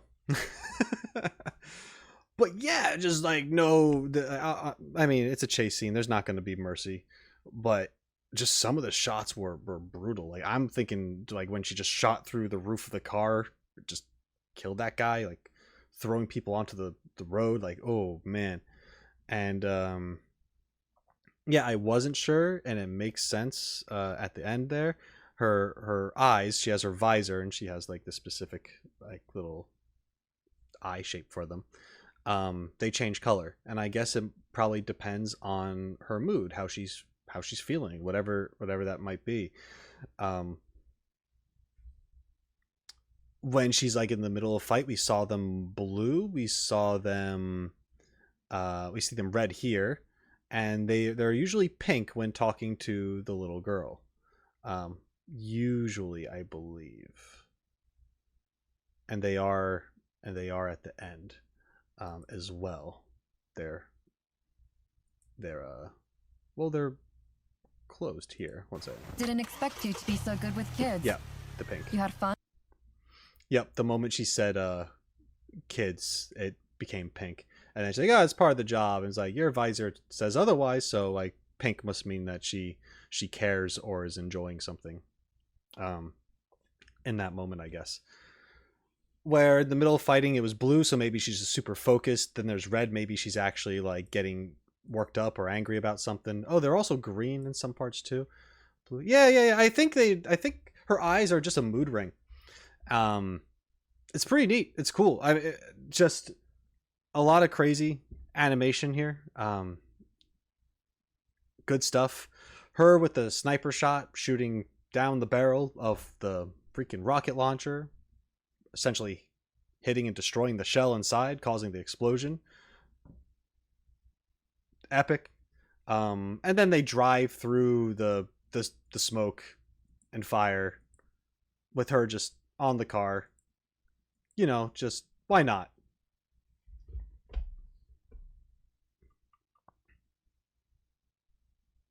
I don't know. A lot of cool shots in this. The character is interesting. I am wondering more about her because maybe there is a teaser for her now. I'm not sure. I know some people might be wondering, and I'll explain it here, that of course there's going to be new character teasers and trailers that come out for these games. I will be reacting to those. I'm probably going to wait for them to build up more so over time so I can react to like a decent chunk of them, but they will be seen at some point. So just so you know, it's not that I'm just going to do these and then drop it. I will return to the stuff that I have missed. But yeah, anyway, Trigger, cool. Let's move on to the next. We got two more. We got Vivian. I hope this letter finds you well. This is Vivian. I'm writing a letter for Lord Phaethon. Where should I start? Do you have a favorite flower, Lord Phaethon? I'm getting a little creeped out.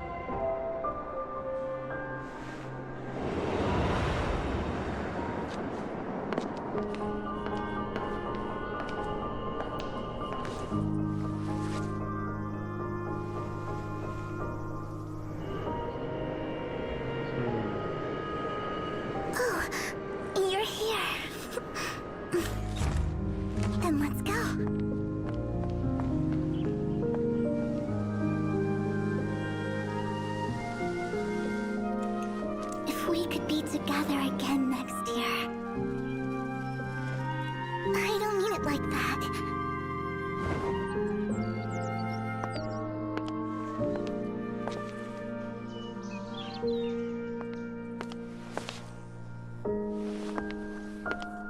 It's just Willow Bouquet.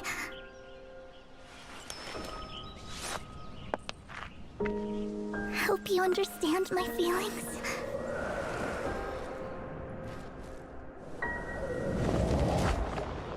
No.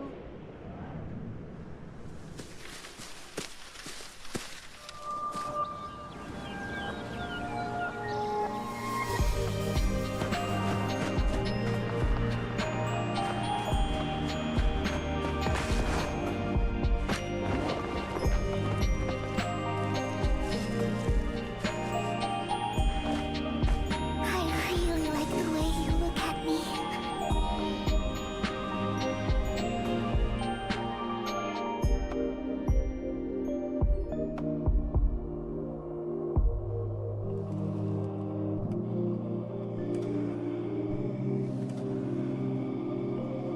Lord Phaethon, is that you? Where are you? Lord Phaethon.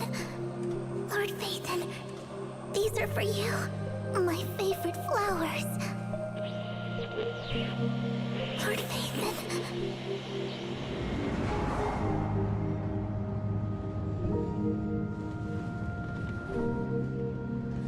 How amazing it would be to meet you in person.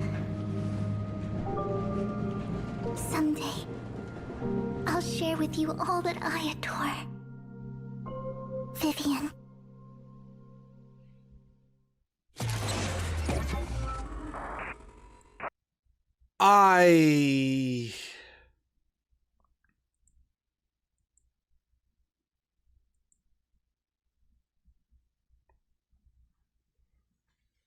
This was mostly another anime.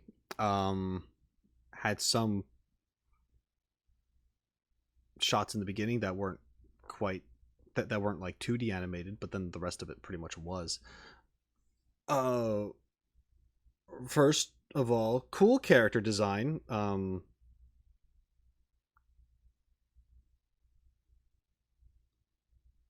Like the parasol thing. Her color scheme, the black and purple and white, love that. After that, boy, do I have a lot of questions.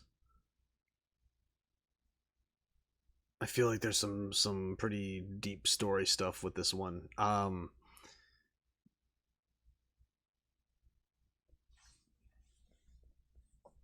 know Lord Phaethon is essentially us, our team, right? I don't know if that's what we used to be or that's like what we used to be known as, right? Wasn't it Phaethon? Something like that? And then we had to change it. Anyway, I got the sense that this is a character who is potentially some kind of AI. I don't know, maybe that sounds insane. Just like some kind of digital person that is just very much sentient, who has feelings for Phaethon. I'm not sure. I'm actually kind of at a loss. I'm interested. I'm very curious. There's a lot of mysterious stuff in this, and I dig it. I'm intrigued. I want to know more. I really do. Also, like, you know, just in general, she's extremely impressive overall, because how are you going to run through a field of flowers in heels, platform heels, and then jump into the air? How do you not stab the earth and sink and fall and break your ankles immediately? People who wear heels, tell me your secrets, because if I could be that powerful, I would. Anyway, that's not true. I wouldn't be able to come close. I'd break my ankles 16 times before I got even an ounce of coolness that she possesses. Anyway, yep. Oh man, this. You know what I got? I have, like, I don't know if it's just like the soft voice and this art style in particular right here. I got Nahida teaser vibes. I mean, it didn't shake me as much as that did, but there is still this loneliness here. This very like scared and confused feeling that they portray. Before, it's very like whimsical and kind of and cutesy and just like oh, thinking about you. Oh, I didn't mean it. Like, you know, whatever. But it is wholesome and cutesy overall. And then we get into more sadnessville here, and we just kind of sit in that a little bit as she's going around this very dark landscape. Very big difference compared to what she was in before. You still got the flowers everywhere, but you got your TVs, and that's why I'm feeling like she's in that like digital space. Like this is like the real her,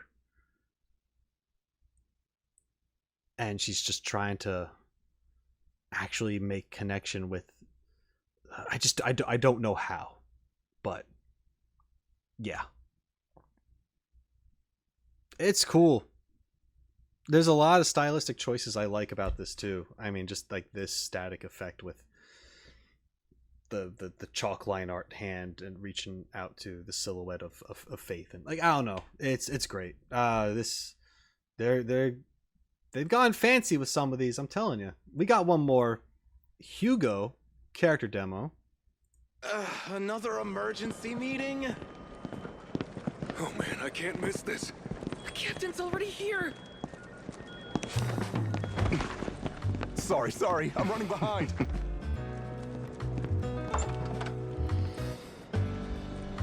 Listen up. We're about to discuss our person of interest. I need everyone focused.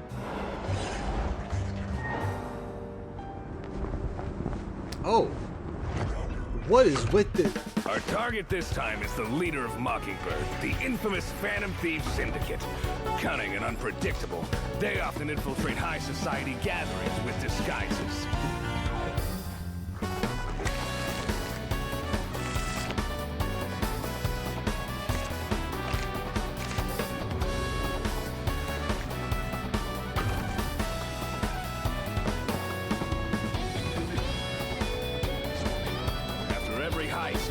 Make a flashy exit, like he's rubbing it in our faces.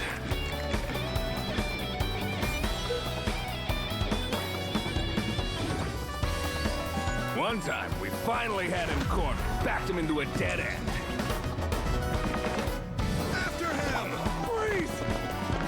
But the bastard found the perfect moment, smashed through a window, and jumped straight into a hollow. The guy's a lunatic. Farewell, my friends. I shall return. Treasure doesn't shine brightest, lies. By the covenant of darkness, I shall steal your light. Your anger is like a dull blade. Can't even cut my shadow. Before chasing the storm, one ought to learn to dance with the dust.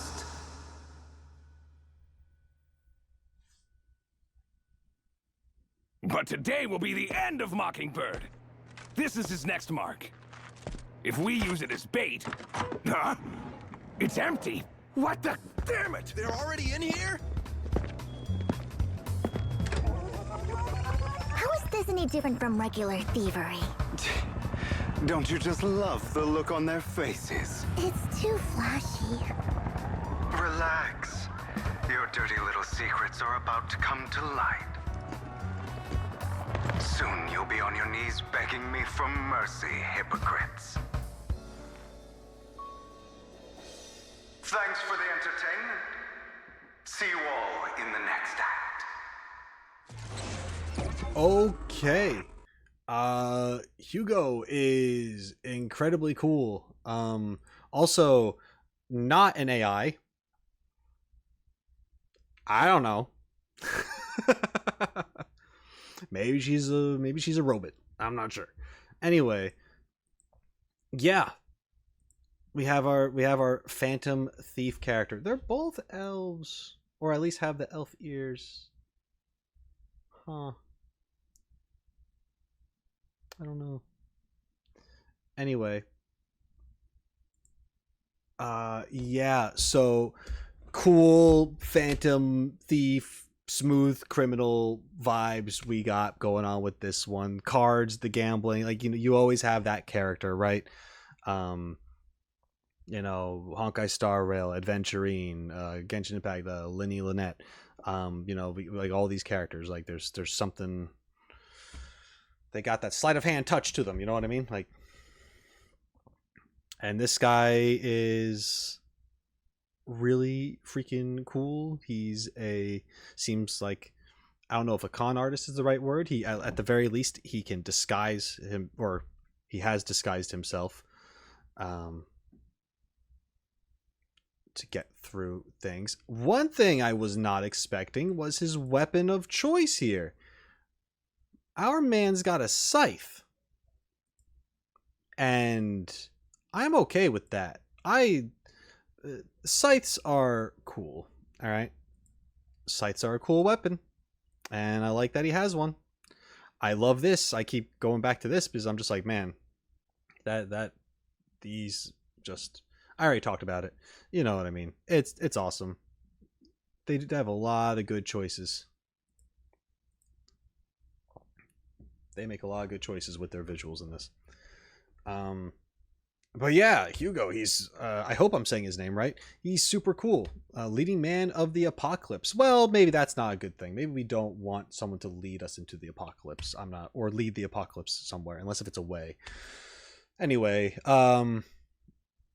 yeah, I like his design. I like how cool they made him. Seems just very. He's Phantom Thief like. He's got this charisma, the suaveness. He's obviously very experienced with what he's doing. He can pose really well with the fedora and like the coat flapping behind him. Like, you know, he's got it. He's got it down, at least for vibes. As far as how he is in the actual story, or if you actually get to learn or meet him on a more like to learn about him more personally, what he's like, not sure, but I don't know, there's a lot of questions. I got a lot of questions now about everything that I've seen, but I have enjoyed my time doing this. Everyone, thank you so much for joining me. That is, I believe, the last of our demos for now. Yeah, it is. That's it. So, overall, my feeling towards this is that I was right to assume that Zenless Zone Zero was going to have some bangers of character trailers, because of just a lot of interesting shots, some cool information about a lot of these characters, and if not cool information, then at the very least we had quite a spectacle to see in one way, shape, or form. But of course, if you look closely enough, you are going to find something to ponder about, or at least I feel like you can do that with most of this kind of stuff. Anyway, this was a lot of fun. I enjoyed it. If you enjoyed it, let me know by leaving a like, dropping a comment down below to share your thoughts. Check out the description for additional ways of how to support me, and of course subscribe to the channel if you're not already subscribed, because every little bit counts. It means a lot. And until next time, shine on, you crazy diamonds. Later.